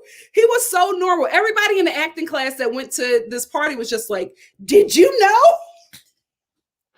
So we're having hors d'oeuvres. I was going to say horse divers. Martin, thanks, Cole. You messed it up for all of us.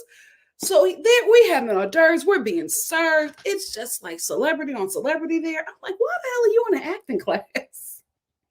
You already have the in. Anyway, he just liked acting and he just wanted to perfect it. Not do anything with it. He just, I just want to take an acting class with middle class people. So it's like all these celebrities there. I got to act normal. Like I'm not, I can't make eyes at Angela Bassett, but she's right there. This is weird for me. So anyway, while we're all, acting like we're A-listers, out of nowhere, you hear this voice. And the voice just like shook my soul. And I said, I know that's not who I think it is. Baby, it was Tina Marie. That voice was so crisp. So clear. The way she hit that note, and it was a fire and desire, and she was love and leave them. And then the lights came on and she was on the stage, and we were like, ah! Everybody screamed. She was such a talent. There'll never be another. There'll never be another. She was such a talent. I said all that to say, Justin Bieber, you don't got that gift, but that's all right. God has gifted you the gift of pop. You make more money in pop. Why you keep on trying to do R&B? Listen, I know somebody in your family has told you this once or twice, but I'm going to tell you this. Leave them black people alone and get your money. If you won't listen to your granddad, that was the one who taught you that song. If you won't listen to him, listen to me. Leave them black people alone and get your money. I don't get it. Anyway, I said enough about that child. Oh, God. I said enough about that child. Amazing. Absolutely amazing. If you don't know who Tina Marie is, Google her. Type in Tina Marie Square Biz. You'll have it on repeat all damn day. Anyway, let's move on from Chris Harrison. We're done with him. Are we done? Yeah, we're going to be done with him. We're going to be done with him. Let's move on to our girl. Let's move on to Miss Rachel Lindsay, who is having such a hard time. Poor thing. Y'all are putting her through it. Anyway, Bachelorette, former Bachelorette, Rachel Lindsay exits her Bachelor podcast, parting ways with the franchise. The show's first Black female lead and vocal advocate for inclusivity in the reality TV series is leaving the Bachelor Happy Hour show after 100 episodes and a disappointing 2021 season. For me, I've been struggling. That's no secret. For me, I have run my course when it comes to the podcast. Lindsay announced on the April 27th episode of Bachelor Happy Hour. Weeks after the March 15th finale of The Bachelor, ahead of the upcoming season of The Bachelorette, her final episode will release on May 4th, marking the end of her official relationship with the franchise. Okay, so I didn't know that Bachelor Happy Hour was a part of that was owned by The Bachelor. Now, a lot of these people are coming up, or Bachelor Productions. A lot of these cast members are making Bachelor podcasts. Are they also owned by The Bachelor? it would make sense that they're using their name. Anyway, but this is new for me. We started off this is still Rachel. We started off this podcast talking about how much fun it is, and it is. And the community we've started, and we're already here with 100 episodes, and I'm proud of it and what it's become. For me, I've been struggling. That's no secret. It's been really, really hard for me lately. And a lot of things that we talk about on this podcast also are about taking care of yourself and finding your peace and protecting that peace and protecting your mental health. So for me, I just feel like I've come to the end of doing the podcast. Oh no. Becca, who's her co-host, Becca K, because I was never able to say her name, will continue to host the show while a new co-host will be announced at a later date. It's stepping away, summed up Rachel Lindsay about the decision, while keeping the option open of visiting down the line. You should never say never. I'm definitely closing the door, but I'm not locking it and throwing away the key. I just have to, for me, walk away.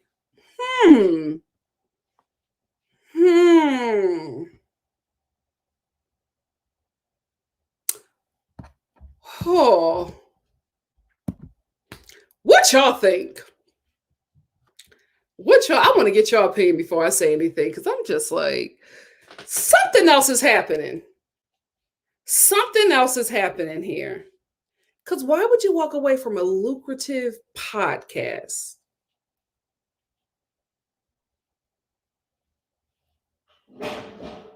Unless it is owned by The Bachelor. I think she honestly wants to break free of all, because she said that she was stepping away from everything Bachelor. And not renewing her contract. So I think that that's a part of the contract as well. Because I was wondering, I'm like, how are these Bachelor people making podcasts? Now it makes sense that that Bachelor Nation or whatever, the production, would be a part of the podcast as well. Because they're using their name, using their likeness. There's no way that they can use that without them being a part of that. So yeah, that makes sense. That makes sense. YO said Rachel is writing a book and it's about to be a bestseller. I'm getting it. She's doing the right thing. This franchise has hit us in anyway. It's good. It's a good time to leave.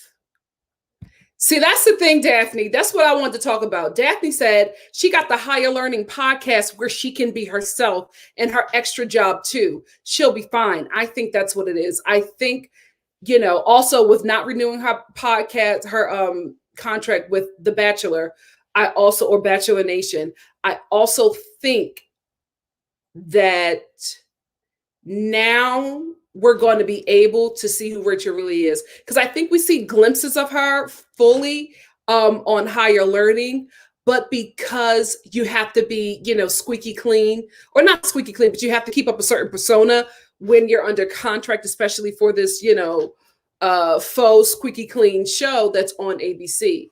So, we might see her now, I don't know, smoking a blunt on a podcast and cussing, saying the N-word a few times. We don't know the Rachel we're about to get, but I'm excited. I'm excited for this Rachel. Because Rachel, with no longer being like bound by The Bachelor, I'm excited. I'm excited to see who we about to get. I'm excited. Oh, who was talking about Kevin Samuels in here? Please. There's no way you can follow the both of us. There's no way. There's no way. Bella Fleur said, I think she's leaving, but does not want to say it. I think she actually is leaving, right? But I also think that when she's saying the door isn't locked, I think she's talking about just coming on as a guest, when you're not connected no longer to The Bachelor, you could just be you. I think that's what she's saying. I'll come on as a guest, but I'll come on as Rachel Lindsay up solo and not Rachel Lindsay of The Bachelor Nation. So I think that's what we're going to get from her. I think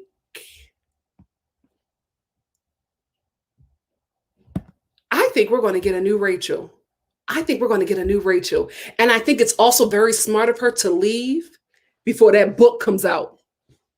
because we're going to get into that book. Dee Marie said she was probably under contract to do 100 episodes. That makes sense. That makes sense. And Simply Simone confirms it.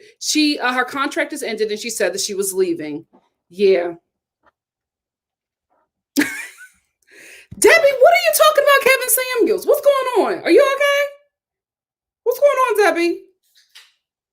Me and him don't put out the same content. Momi said, I think Rachel's trying to evolve as an entertainment personality. She's doing a lot of these podcasts. She's on Extra. She does not want to be boxed into The Bachelor. And I think she's probably sick of, playing the Disney princess, basically. And also, some people said that she was leaving because she was the one who asked, you know what? I'm not going to say her name because a lot of people have been mispronouncing her name, and I won't be the next one. Because even the pronunciation that I heard, I found out on Twitter it wasn't the right pronunciation. But the best supporting actress award winner, she asked her, one of the leads in Minari, she asked her a question about her winning an award, and it was about how Brad Pitt smells. And she said to her, I'm not a dog. I don't know how she smells and how he smells. And that went viral because, people were just like, this is why, not knowing it was Rachel Lindsay, this is why you need to have diversity in press. And I'm like, it was a whole Black woman that asked that question. I even tweeted, oh, she cleared her, not knowing it was Rachel. I didn't know that Rachel asked her that question. And I get that Rachel was trying to be funny and cute, but we're in a different time. And the different time that we're in. This is our first Asian supporting actress Oscar winner. We're not going to make the question that we asked her about the white man that produced the film. We got to do better. I will say that's an easy press mistake because you guys know that I started in press. It's out here in press. It's a very easy mistake to make those kind of things because what you want to do is you want to get a comedic or catchy viral moment. You don't want it to be negative, but you want it to be something that, other networks, other, news sources will share, that it will trend. You want to do things like that, but you don't want to be on the side of the problematic person, especially like that interviewer, that press person who asked the question to Daniel K, who was the Best Actor winner for Judas and Messiah, who confused him with Leslie Odom Jr. You don't want to make mistakes like that, and you don't want to make a mistake like Rachel. You got to understand the climate that we are in. But I don't believe that she left because of that. I don't believe that that was a reason. I do know that she probably received a lot of backlash from that. And it was probably, tiring because, she's been dealing with a lot from Bachelor Nation, coming after her, the fan base coming after her, and then to, be trending for all the wrong reasons. I get it. But I was like, damn, that was Rachel. Yikes. Yikes. Debbie said, yo, I hear you. I only heard her on the podcast. She sounded like she was looking. Oh, she was on his podcast? Are we sure?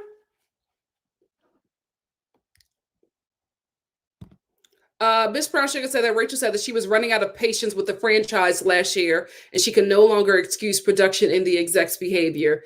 She had announced that she would be leaving months ago. Oh, okay. Good for her.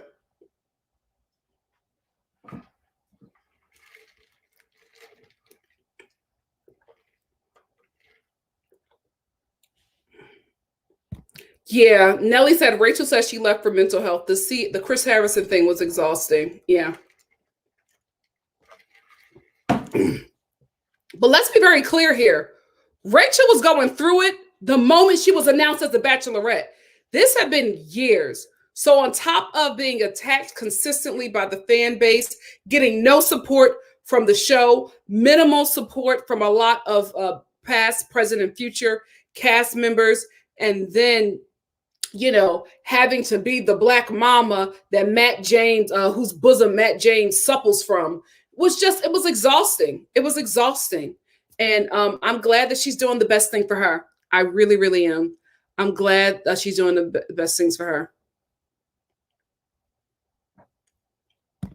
Donna said, I love Rachel, but sometimes it seems like she doesn't do a lot of research on the people she interviews. So she will need to lean into that a bit more. She makes it known on higher learning. Okay. Well, everything is a lesson. Everything is a lesson. And, she has the support of a lot of people. So she'll do well. She will do well. Let's get into her book. Let's get into her book. Bachelorette Rachel Lindsay is writing a personal essay themed book. Y'all know I won't hold back.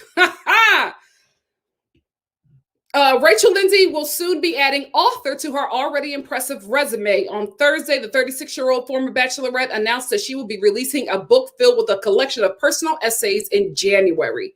Sharing the book's official cover on Instagram, Lindsay shared more details about the forthcoming project titled Miss Me With That in the caption of her post. Been waiting to share this, the reality star began. So thrilled to finally be able to tell you all that I've been working on my first book, Miss Me With That. A collection of personal essays is available 1/25/22, and I cannot wait for it to be in your hands. Y'all know I won't hold back. I'm telling my story, sharing my experiences, and opening my heart. Lindsay continued before sharing with her followers that the book is currently available for pre-order. Pre-ordered, I will have it. I will have it. In the comments section, fellow Bachelor Nation members celebrated, oh my God, yes, keep winning, wrote Dominique, Alexis, and Kristen Hopkins. Okay.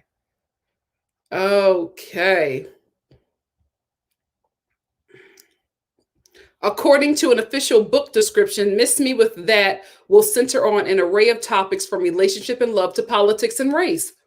Okay.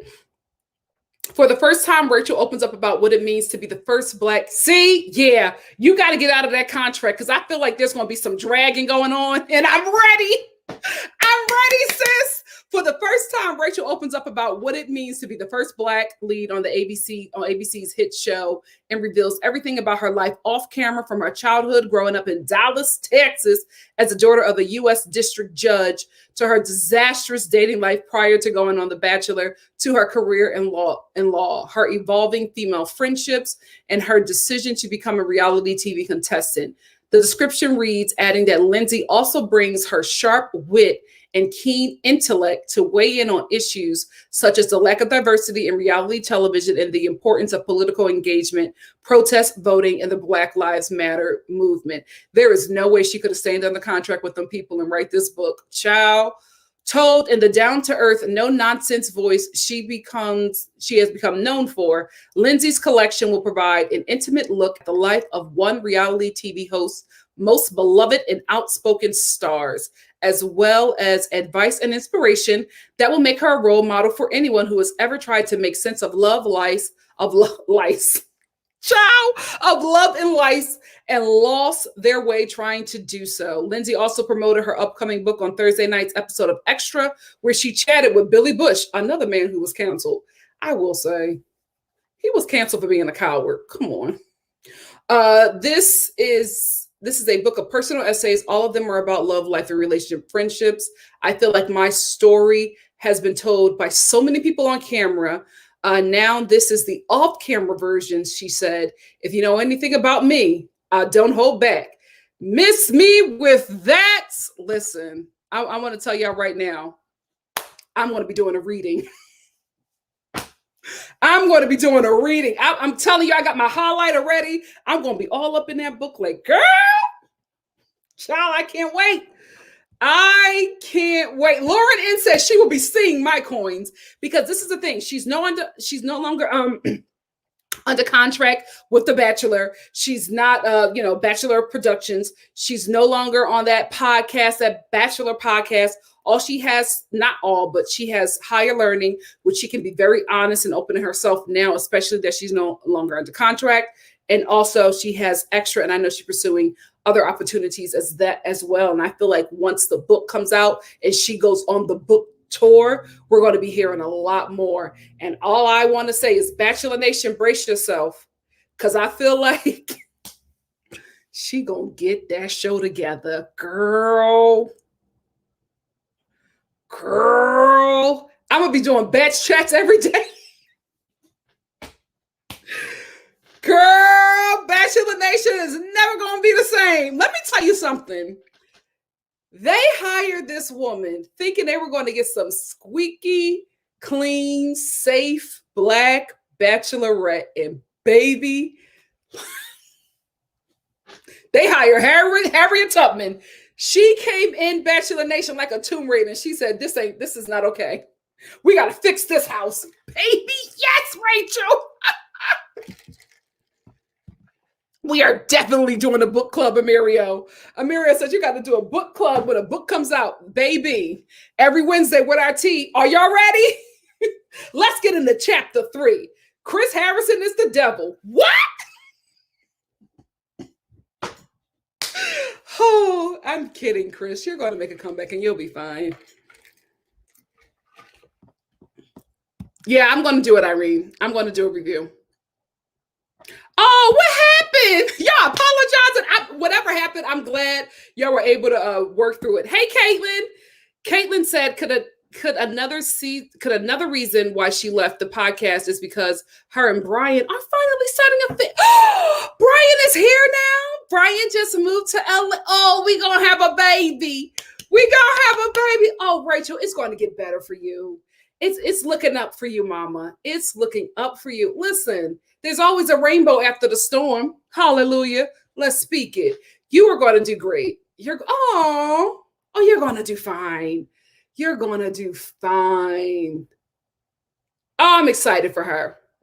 I'm really excited for her.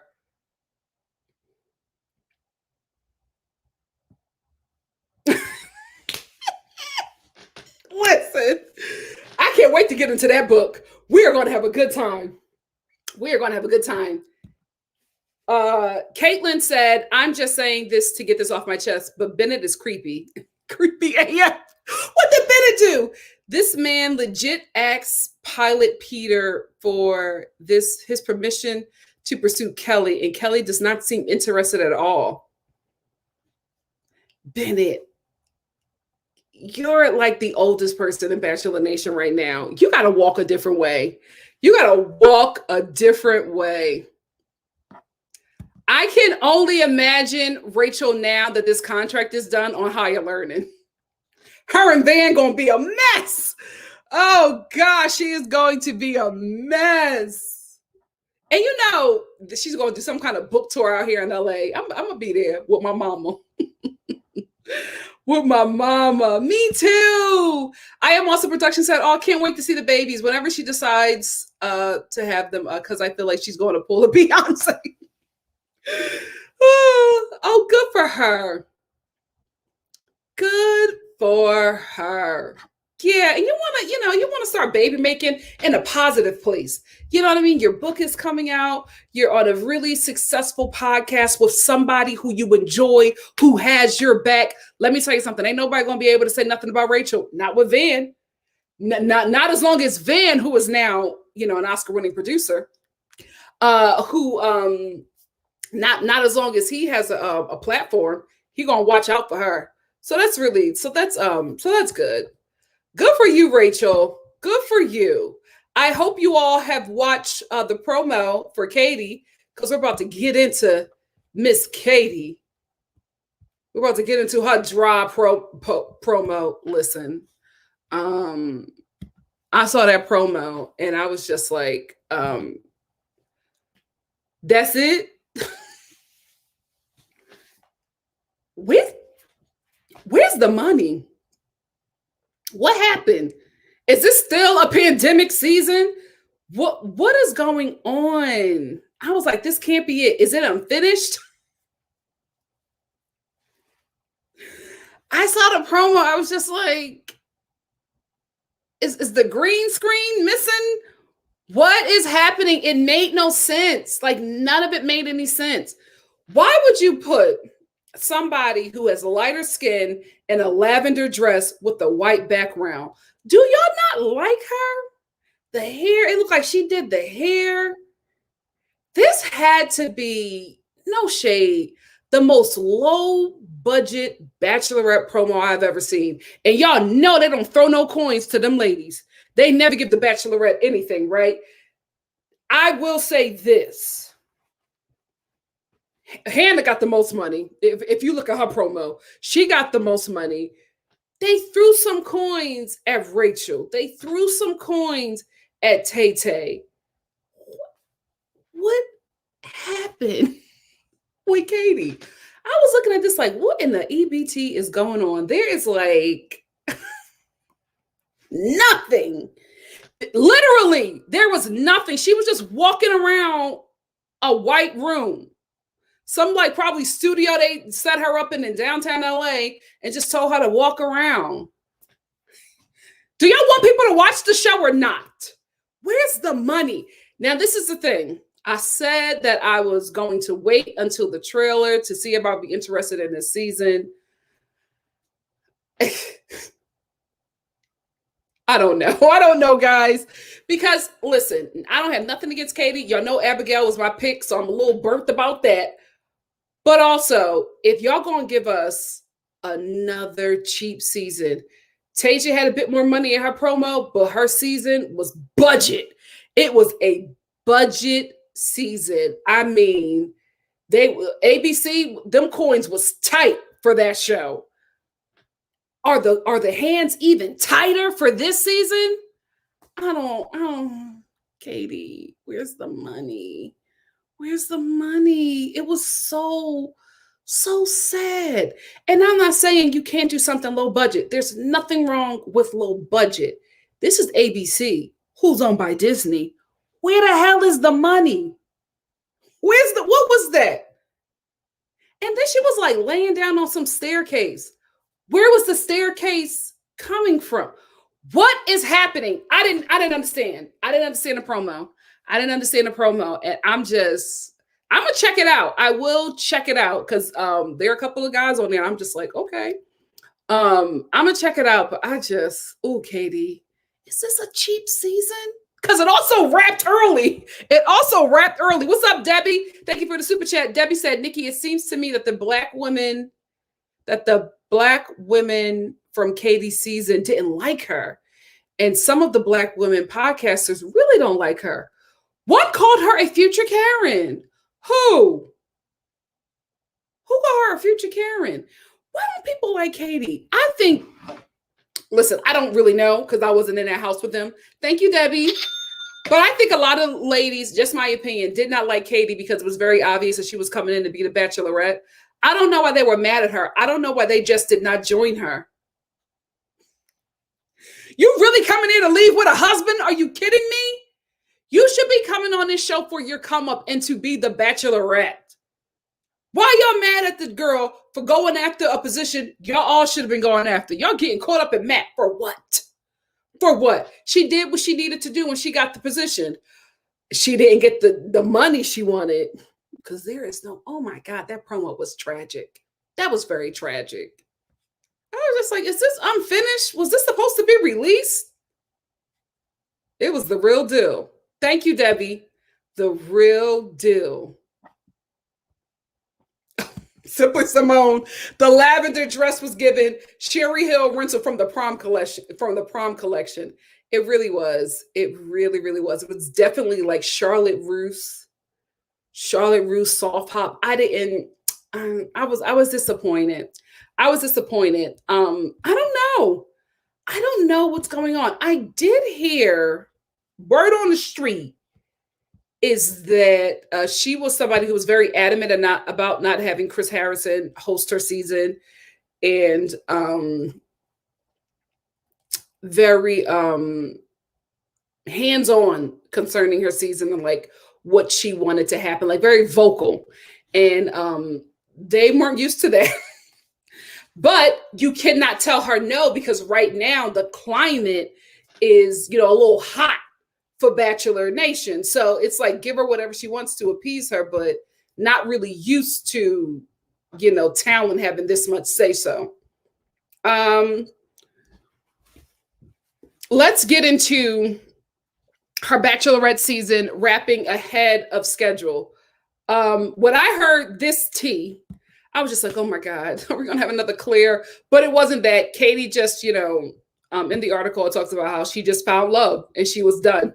So this article from us, everything is in my description box. Katie was in control.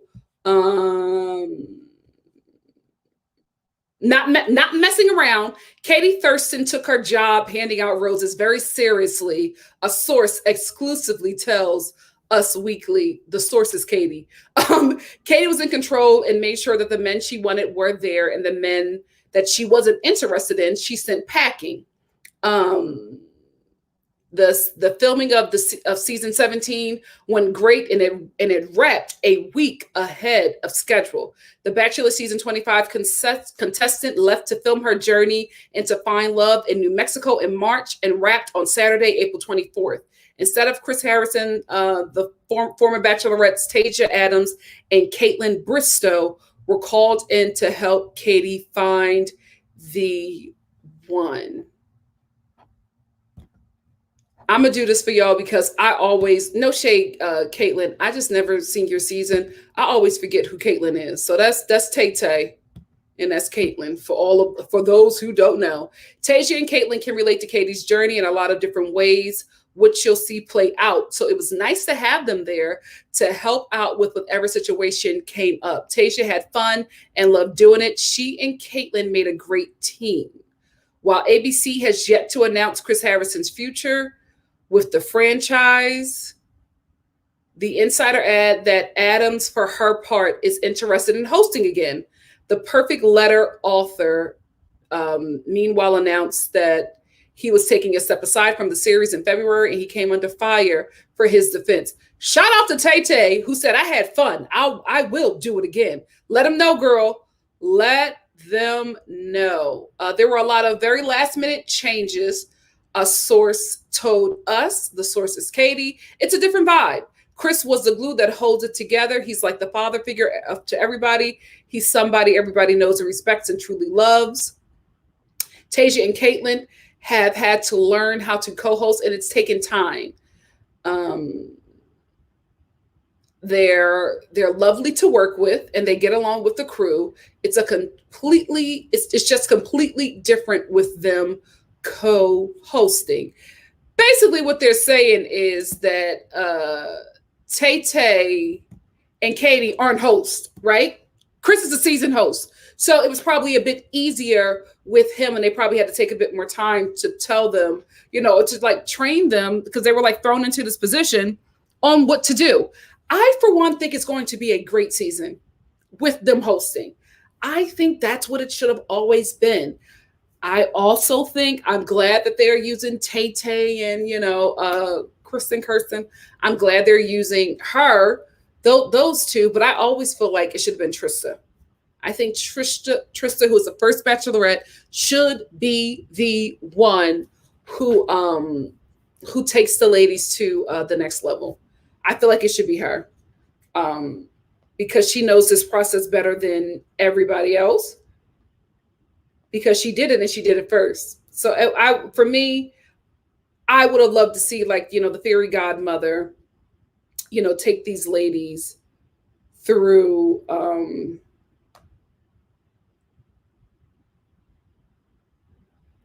the journey. But that's just me. I don't know. Hold on, I gotta send this to myself. I don't know, if the show thought that was going to be. Oh, you know what? No, let me do that. If the show thought that would be like the right move because Trista is somebody who was the Bachelorette so long ago, but I disagree. She was always my pick to do it, but we're going to see how Katie and how Tay and Caitlin do. I'm a root for them. Why not? Women supporting women. Women supporting women. I need to show you this right now because we got to talk. This is another thing that I saw in the promo, and we got to talk about this. Let's get into it. Let me put it up.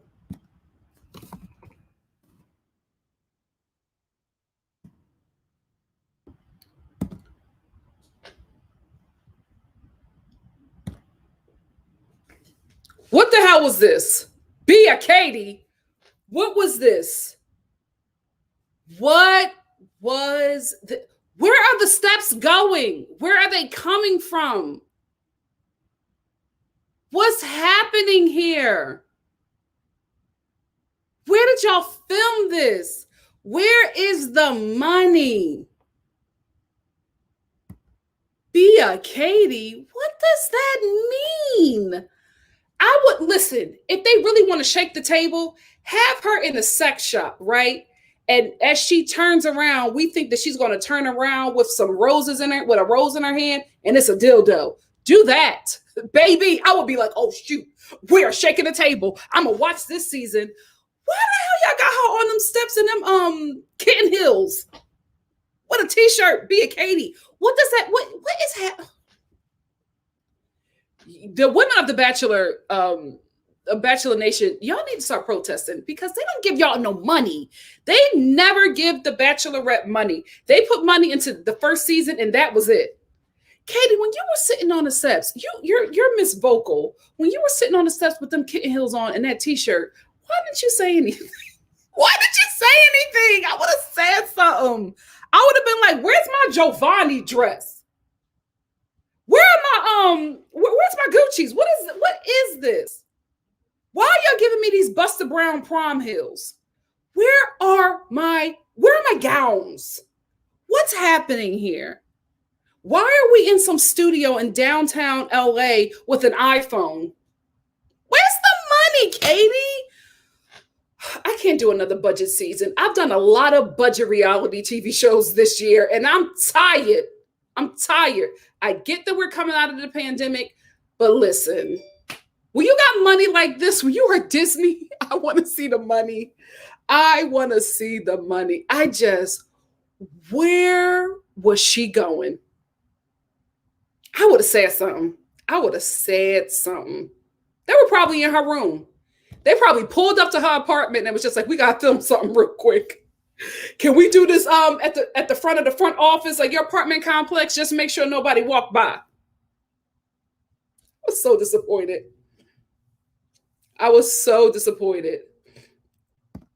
Nelly said Love is Blind was taped in 3 rooms and looked better than that. Yeah, the promo was very disappointing. D, we got to talk. D Marie said, I don't think it was that bad. Listen, it would not be bad if we did not have different promos with a bigger budget for other bachelorettes. I just thought of something, D. Are they splitting the budget? Are they splitting the budgets because they have 2 bachelorettes in 1 year? That's what's happening. They're splitting the budget. They are. But you got all that money back from Chris Harrison. Or y'all still fighting over that money? Because he got his lawyers. I think they're splitting the budget. I'm telling you right now, Bachelorette, listen, y'all in hot water with race issues and, a lot of stuff. Y'all gonna have to pull out the stops for Michelle. Y'all can't give us this Dollar Tree promo with Michelle. Y'all gotta have her like coming out of a castle. Y'all gonna have to do something. Coming out of a castle with a Black Lives Matter shirt on. That's what y'all gonna have to do. Y'all can't give her this Dollar General promo. The devil is a lie. It will not go well for you. It will not go well for you. They are splitting the budget. Oh, Bachelor. Oh, y'all are something else. They are splitting the budget. So Pharisee, wait. Hold on. So Pharisee said, they better not do our girl Michelle dirty. I listen, I feel like they can't, but who knows? Who knows who's calling the shots over there? Rachel has left. Who else has been like a vocal voice of diversity and understanding over there at Bachelor Nation? Unless they pay her to consult, I don't know. Oh, I Am Awesome Productions. You think they're going to touch the Bachelor budget to give to the Bachelorette? Please. They're not touching that money. They're not touching that money.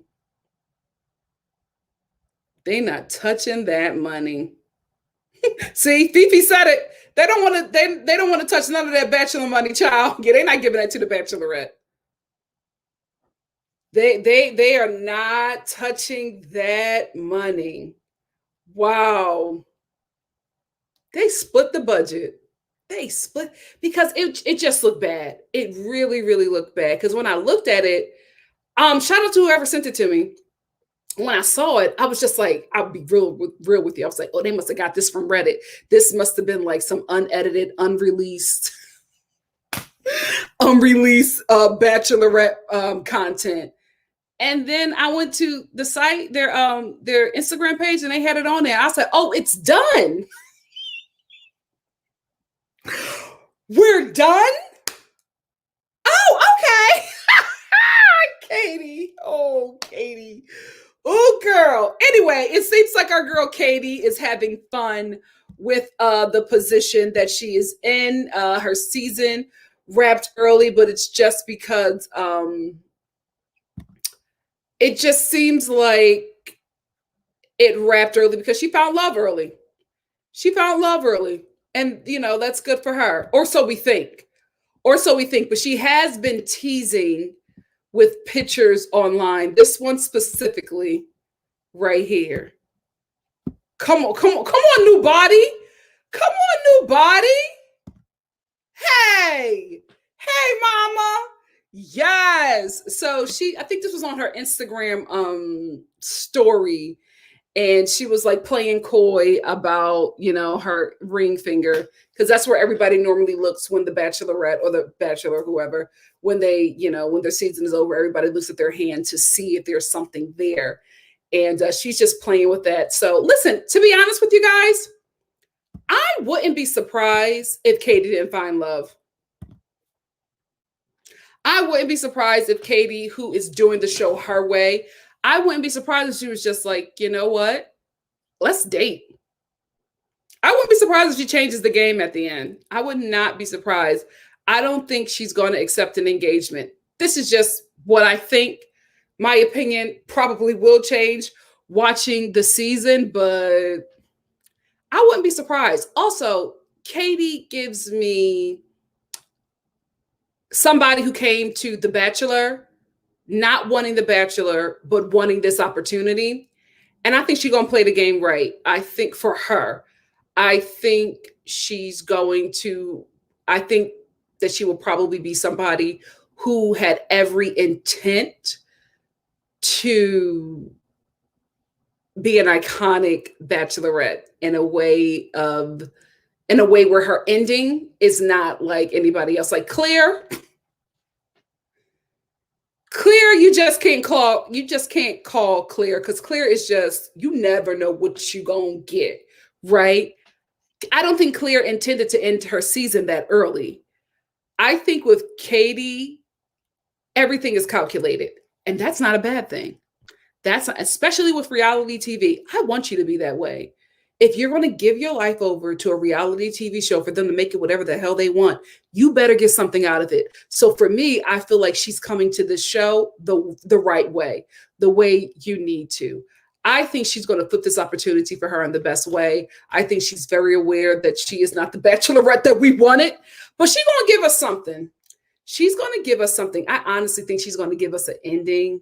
She's going to give us a good ending. I wouldn't be surprised if she was planning that thing out. Very calculated. You go, girl. Get your coins and get your opportunity. Why not? Why not? New body. Let me tell you something. That Bachelorette body, they don't play no games. One more time. One more time for the show. Work. Work. Work. Child, she said snatched. Yes, I am. Anyway, let's end with the tea that was just sent to me. Well, not sent to me, but sent to me during the live by two people. One is Kate and the other one is hotter than a witch's coochie. Have you announced yourself? Have you announced? Oh, wait, I got a super chat. Look at me, just talking. Sly Cat said, Nikki, I think that the t-shirt meant be a Katie, not a Karen. Really? Throw the whole show away. Throw the whole show away. Ugh. Thank you so much, Sly Cat. Oh God. I think they're going to give us woke. Because let me tell you something. White political talking heads, you are all using woke the wrong way. The wrong way. So I'm using it in the wrong way to describe this season. I think they're going to try to give us woke, liberal, progressive princess, and it's going to backfire. So I'm here for it. I'm here for the mess. Anyway, thank you, Kate. I got it. This is Taysia talking about why she hates Reality Steve. Hold on. Well, he can have his opinions. Whatever. You're right. Hold on. He can have his opinions. Whatever. You're right. He's not a journalist. He doesn't have a fact checker. He's not he is a person that is just making up shit as he goes, but now he's getting caught in it. Okay.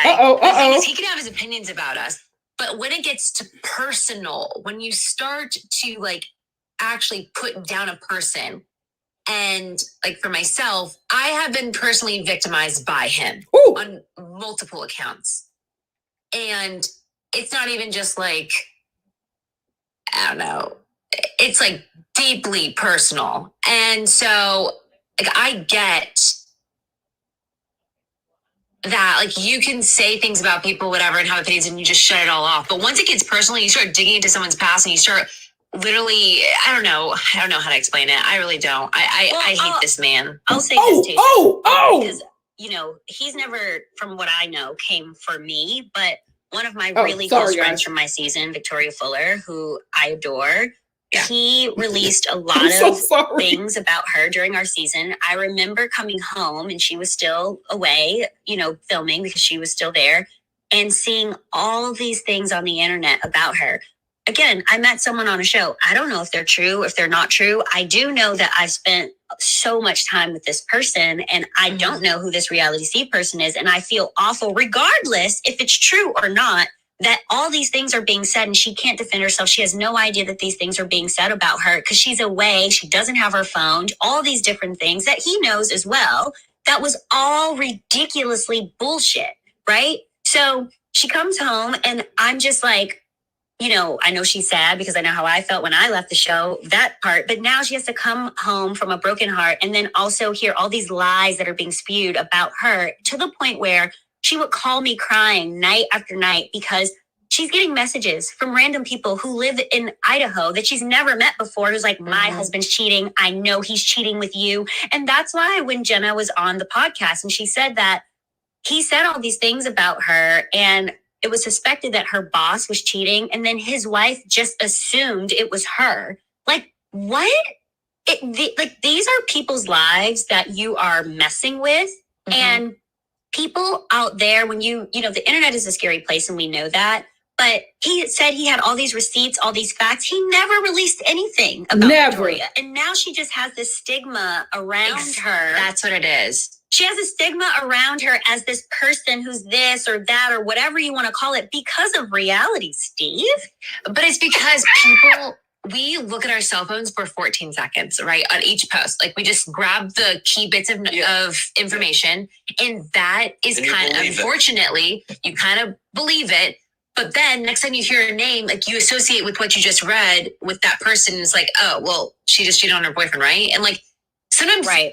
I'm not saying everybody believes it, but I'm just saying, we scroll through this feed every freaking day. And there are a lot of people that listen to this man that then takes that information and creates all these other things that it's to the point where if you are looking at Bachelor Nation stuff on your phone, you're gonna see this information in some way, shape, or form on another Bachelor account, audition, on another headline. It's gonna get picked up by E-News. It's gonna be picked up by something.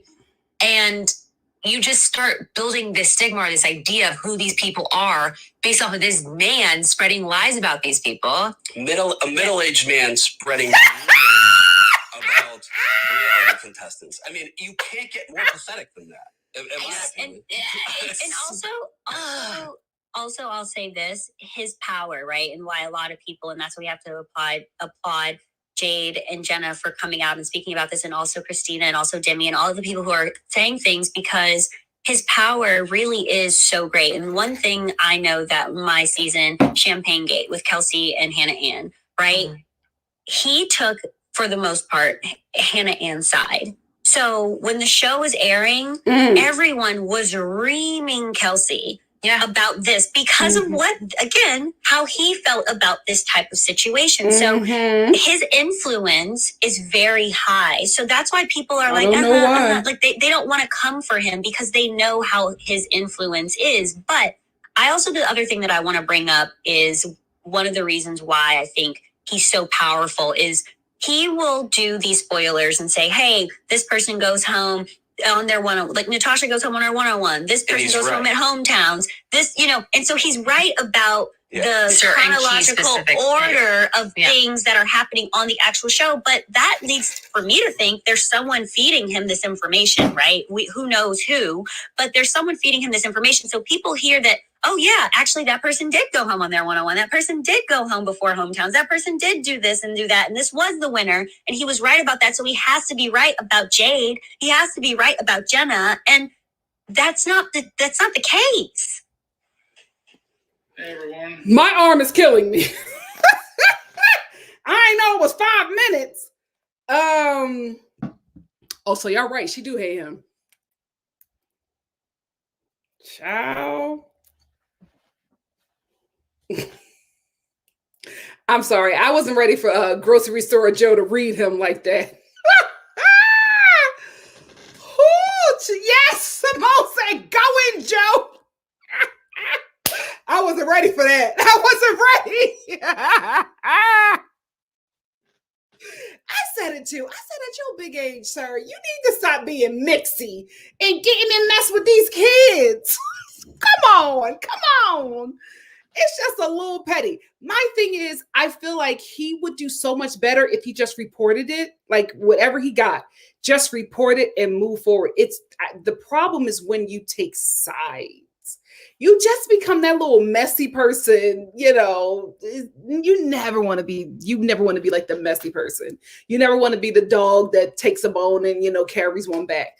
You never want that to be you. He just seems very messy. I think he should just report it and take your opinion out of it and you will be fine. You will be fine. Wow. I didn't know that Tay felt that way about that man. They went in. I gotta start watching that pot or listening to them because I was like, ooh, whoa. Bachelor Nation is sick of him. I will say this: if enough people, I know they say he has a huge influence, but I feel like if enough people start linking together, listen, if Bachelor Nation can get rid of Chris Harrison, what do you think they're gonna do to you? Stay woke. Flaky Gaming said the homewrecker thing was always messy and we never found out if it was true. However, Victoria F was gaslighting and manipulating on the show, and that's just not okay. I don't know him to be the person that says I have receipts and he never shows receipts. I will say he was saying that he had receipts when I watched that live of him and Horse Girl. I will say that he had receipts that he never showed. I'm just like, why won't you show them if you have those receipts? Wouldn't you want to show them so people can trust what you say? But again, it's because when he says certain people are going home, people listen to him because he's normally right. So yeah, I hear you. Hey, Caitlin. Caitlin said this is side additional reality Steve T. When he texted Demi about his dream, he had a whole girlfriend. Oh, why was he texting Demi? What happened with him and Demi? I don't know the Demi T. Thank you, Caitlin. 12 to 1. Oh, I've been on here for 2.5 hours. I got to get off of here with y'all. We've been on here far too long. And the way he spoke, Donna said, and the way he spoke about the R word made my skin crawl. Yo, what is going on with this man? What is going on with this man? I had no idea that he was going after Tay like that. Florentia said, Katie just posted about these podcasts against Reality Steve. She is going to go against her hard. Who? Florencia, break that down for me a bit. Hey, Maisie, thank you so much for the super chat. Maisie said, Nikki, you should watch the Chatty Broads episode about Reality Steve. He has said horrifying, misogynistic, sexist things about women for years. Oh, I had no idea. See, I'm telling you guys, I only knew about him through you because you all would be like, Reality Steve had this spoiler. I had no idea what that man looked like until that live. I said, you too grown for this. You are too grown for this. XOXOXOXOXOXOXC said he called up Demi to tell her about a sex dream he had about her. She was very... Why is this y'all so... Now, wait a minute. Y'all have to be responsible for the people you uphold. I know that he's right, but at some point, y'all gonna have to take responsibility for making this man what he is. You got the power. I don't know why the audience never knows that. The audience, the people, y'all give the king the power when you put the king in the position of power. Know who you are.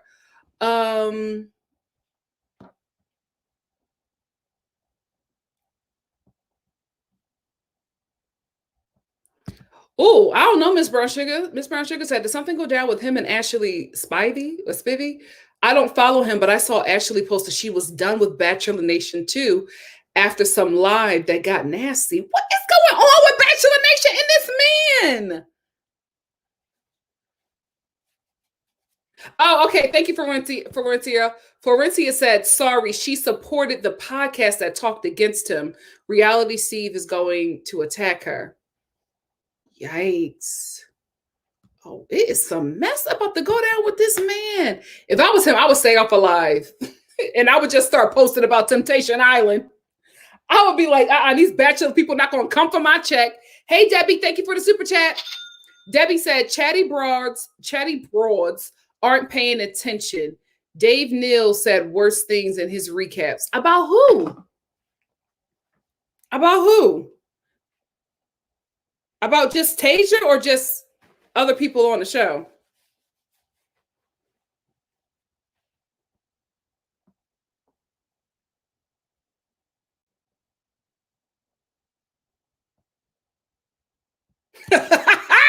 Crazy homebody girl said, I don't mess with Reality Steve anymore. I get my spoilers somewhere else.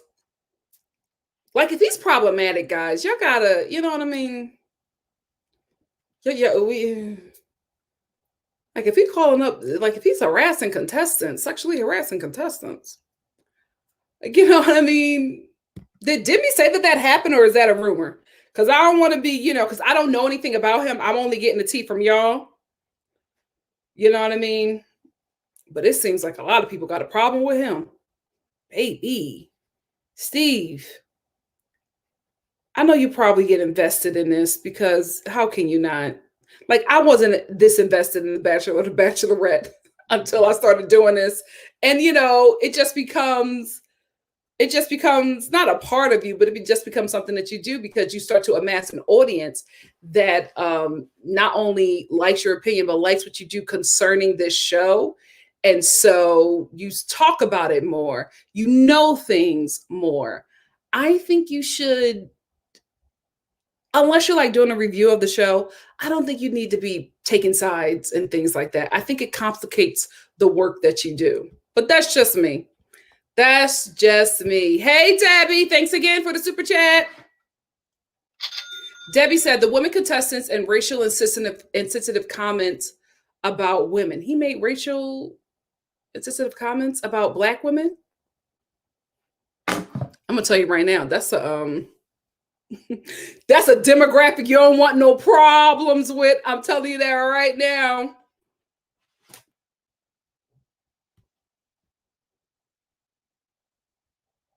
Hold on.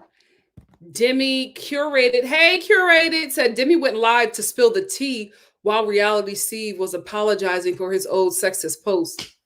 There was so much is a man in Bachelor Nation. I had no idea. I knew that he was somebody who did. Oh, my turban. Hold on. I knew that he like had information about. Oh, I need a mirror. I'm confused. I knew that he had information about Bachelor Nation and all that stuff, but I didn't know that he was in it. I didn't know he was in it like that. Oh, that's how. Okay, Natasha and Victoria F are roommates, so that's how she was getting all that from the from Victoria F. Mm, mm, mm, mm, mm. Wow. You know what? Y'all about to get these men out of here. Listen, I cannot lead the charge. I don't know enough. I don't watch these men. I don't get my tea from them. So I don't know. But y'all got some problems with these dudes of Bachelor Nation, these recappers. So Miss Brown Sugar said, we should have another conversation someday about the male recappers and commenters who try to get away with misogyny under the guise of it's my job, starting with Andy Cohen. I'm going to tell you this right now, Miss Brown Sugar. If I get a check from him, I can't be a part of it. I can't be a part. Hey, Priya. Priya said, well, Katie's budget got split in half because they announced two Bachelorette due to Matt's season. Yeah, so I think that's what she's dealing with. I won't, because Reality Steve came up.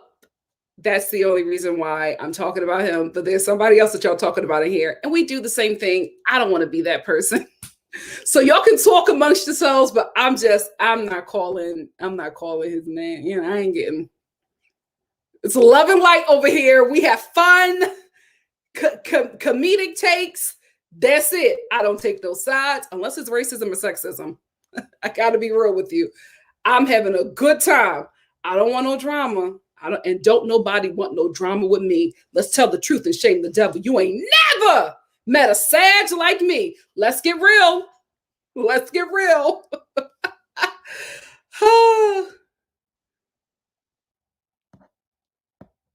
Oh, really? I gotta listen to Chatty Broads. So clickbait and Chatty Broads. I gotta listen to it. Because they getting the boys together. Chatty Broads is getting the boys together. Ciao. Let them know, Simone. Simply Simone said, Black women have the power to get a new president. These men think that we can't take down a podcast. We fried bigger fish, baby. Bree 3 said, dang, so that means that Michelle is going to get half the money too. I think so, but I think they better be wise. You better pull from The Bachelor. Y'all can't do the sister like that. Listen, I know she has a white mama, but we're talking about America. You okay? Because the Black Bachelor thought he looked like Dale. I mean, what the hell? What do you see when you look in a mirror? How did you just go through your life? the power that has. My God, today they cannot do Michelle the way they did Matt. So y'all better pull from that budget. They gave Matt a nice budget because he's the Bachelor, but I mean, like y'all, the race to Black Lives Matter. Unless she bring it up, don't y'all do it. Don't y'all do it. And I want to say this, sisters.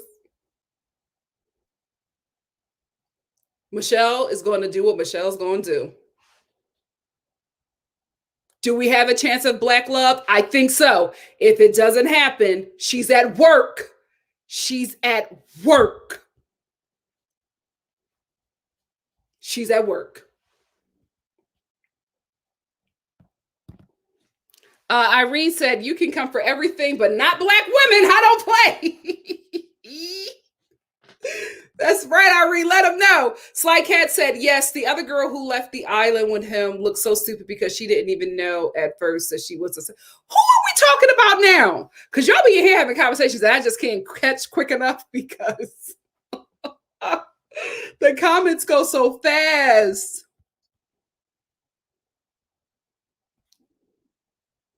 I apologize if y'all can hear my stomach. I told y'all my arms are swelling. So I've changed my eating habits. So because of that, I have to eat more. And this is the longest I've gone without food. So my stomach is like, it's time for some blackberries and grapes. Well, listen, I got to get this weight down. I was like, ain't nothing wrong with being thick and juicy, but I'm getting a little too thick and juicy for my norm. A little too much. Miss Brown Sugar said ABC is cutting Katie's budget because ABC decided they needed to fix their mess. Defeats the whole purpose of having two bachelorettes back to back. They have the funds. Don't fall for the BS excuse. Listen, all I know is that Michelle better not be sitting on no post office steps with a rose, walking around the streets picking rose petals. Where's Oprah? Y'all can hire her estate.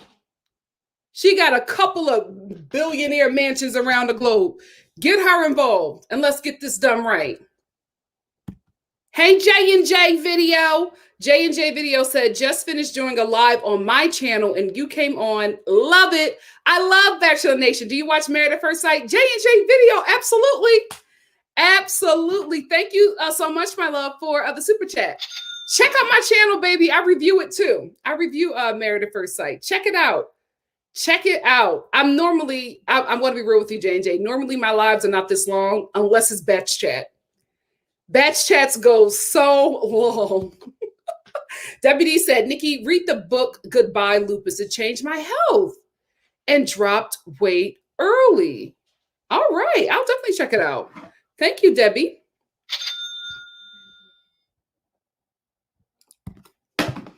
Thank you, D.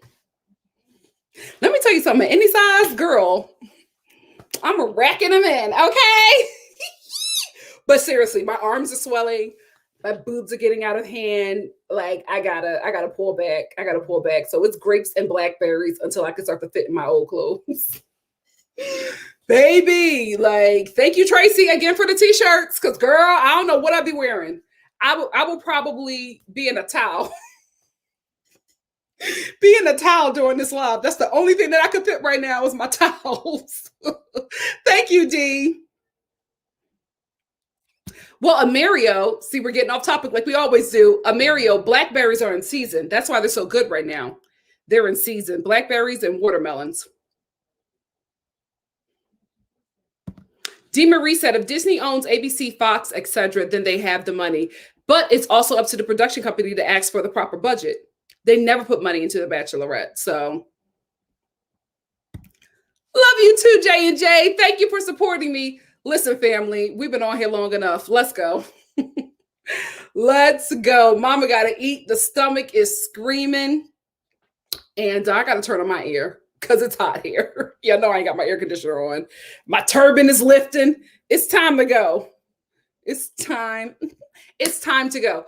Thank you so much for joining me. We had a lot to get through, and you guys have been troopers. I truly, truly appreciate it. Thank you all for showing me and my mama some love on our drag race video. She's a total ham, and she is the true and first star. So I knew that you guys would enjoy her just as much as I do. I'm going to be posting some more things throughout the week just because I'm going to be doing some traveling. So I won't be able to do some of our normal lives that I do. But once I get situated, we'll be back to our normal schedule. But until then, I'll just post some edited stuff that I've been working on. But you all know, I told you in May, I'm starting a new segment that is all about you. It's called Sound Off. And basically what I will be doing is during my lives, talking about, stuff that we normally talk about throughout the week, hot topics, Bach Chats, TV shows that I review. I'm going to use that time to have you come up and do a review with me. So basically I'll call you guys up. I'll send you the link to jump on in on one of these live streams. And for, whatever amount of time, we'll talk, we'll chat, and you'll give your opinion, and then we'll move on. So just make sure your camera ready. I won't just pull anybody up. So you will let me know before the live if you're, ready to be pulled up on camera and to chat. to chat, to just sound off. Basically, it's you sounding off on your thoughts. Basically, what you do in the comment section, you'll be doing it on camera. Anyway, family, thank you again so much. Before I get out of here, let me acknowledge my super chat from Sly Cat. Thank you, my love. Sly Cat said, Nikki, we were talking about, Temptation Island. It was so good this season. Thank you, Lord, for bringing it back to my remembrance. Thank you so much, Sly Cat. Before I get out of here, I do have this. Let me know. Give me thumbs up if you would be interested in it. Hold on. Thank you for saying that. Thank you for saying that. Do I still have it here? So Kendall Kirkland, who is on he's on USA's Temptation Island season 3. I have an opportunity to interview him. Would you guys be interested in that? Thumbs up if you that's something you will want. I haven't watched Temptation Island, so I don't know about Kendall. But if that's something you guys will be interested in, I'll get into the TV show. I'll get into that show and I'll call them up for an interview. Let me know if that's something you guys are interested in. If you know, oh, wait a minute. Oh, wait. Okay. So y'all like this dude. Oh, wait. Not everybody really likes him. Okay. He's kind of polarizing, but you do watch the show. And okay.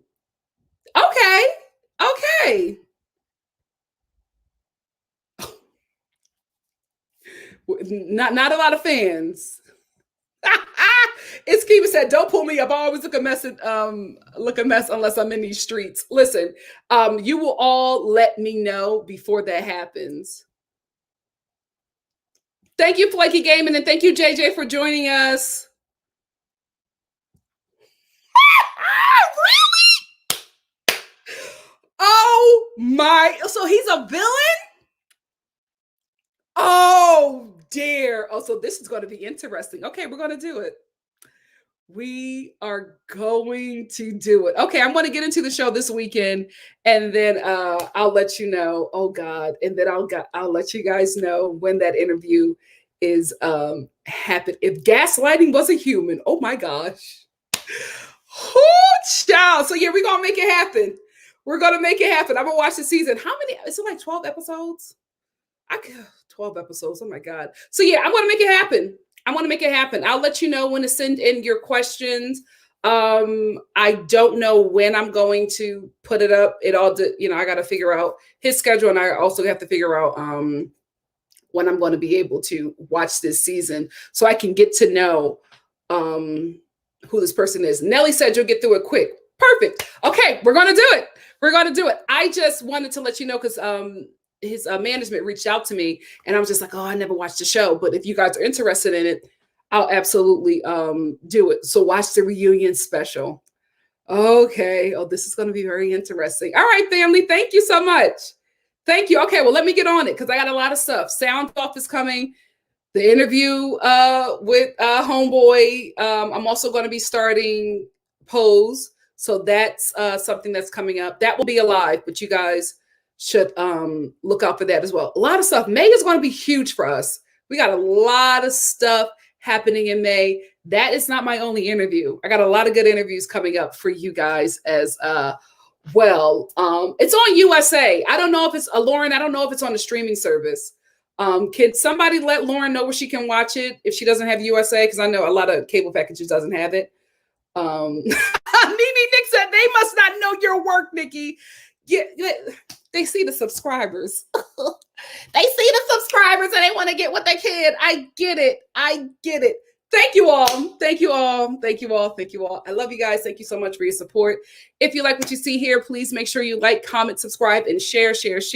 If you can't do any of those, please make sure you like. That lets the YouTube algorithm know that this is some good content and they will recommend me to more people so we can continue to grow over here at NikkiStar TV. Before I leave, I want to shout out my moderators. Thank you so much for doing what you do. I could not do this without you. I love you all and I appreciate your support of me. Can't wait to see what we do together. Love you, family. See you soon. Bye. Oh, 90 Day Fiance, I've moved it back to Sunday.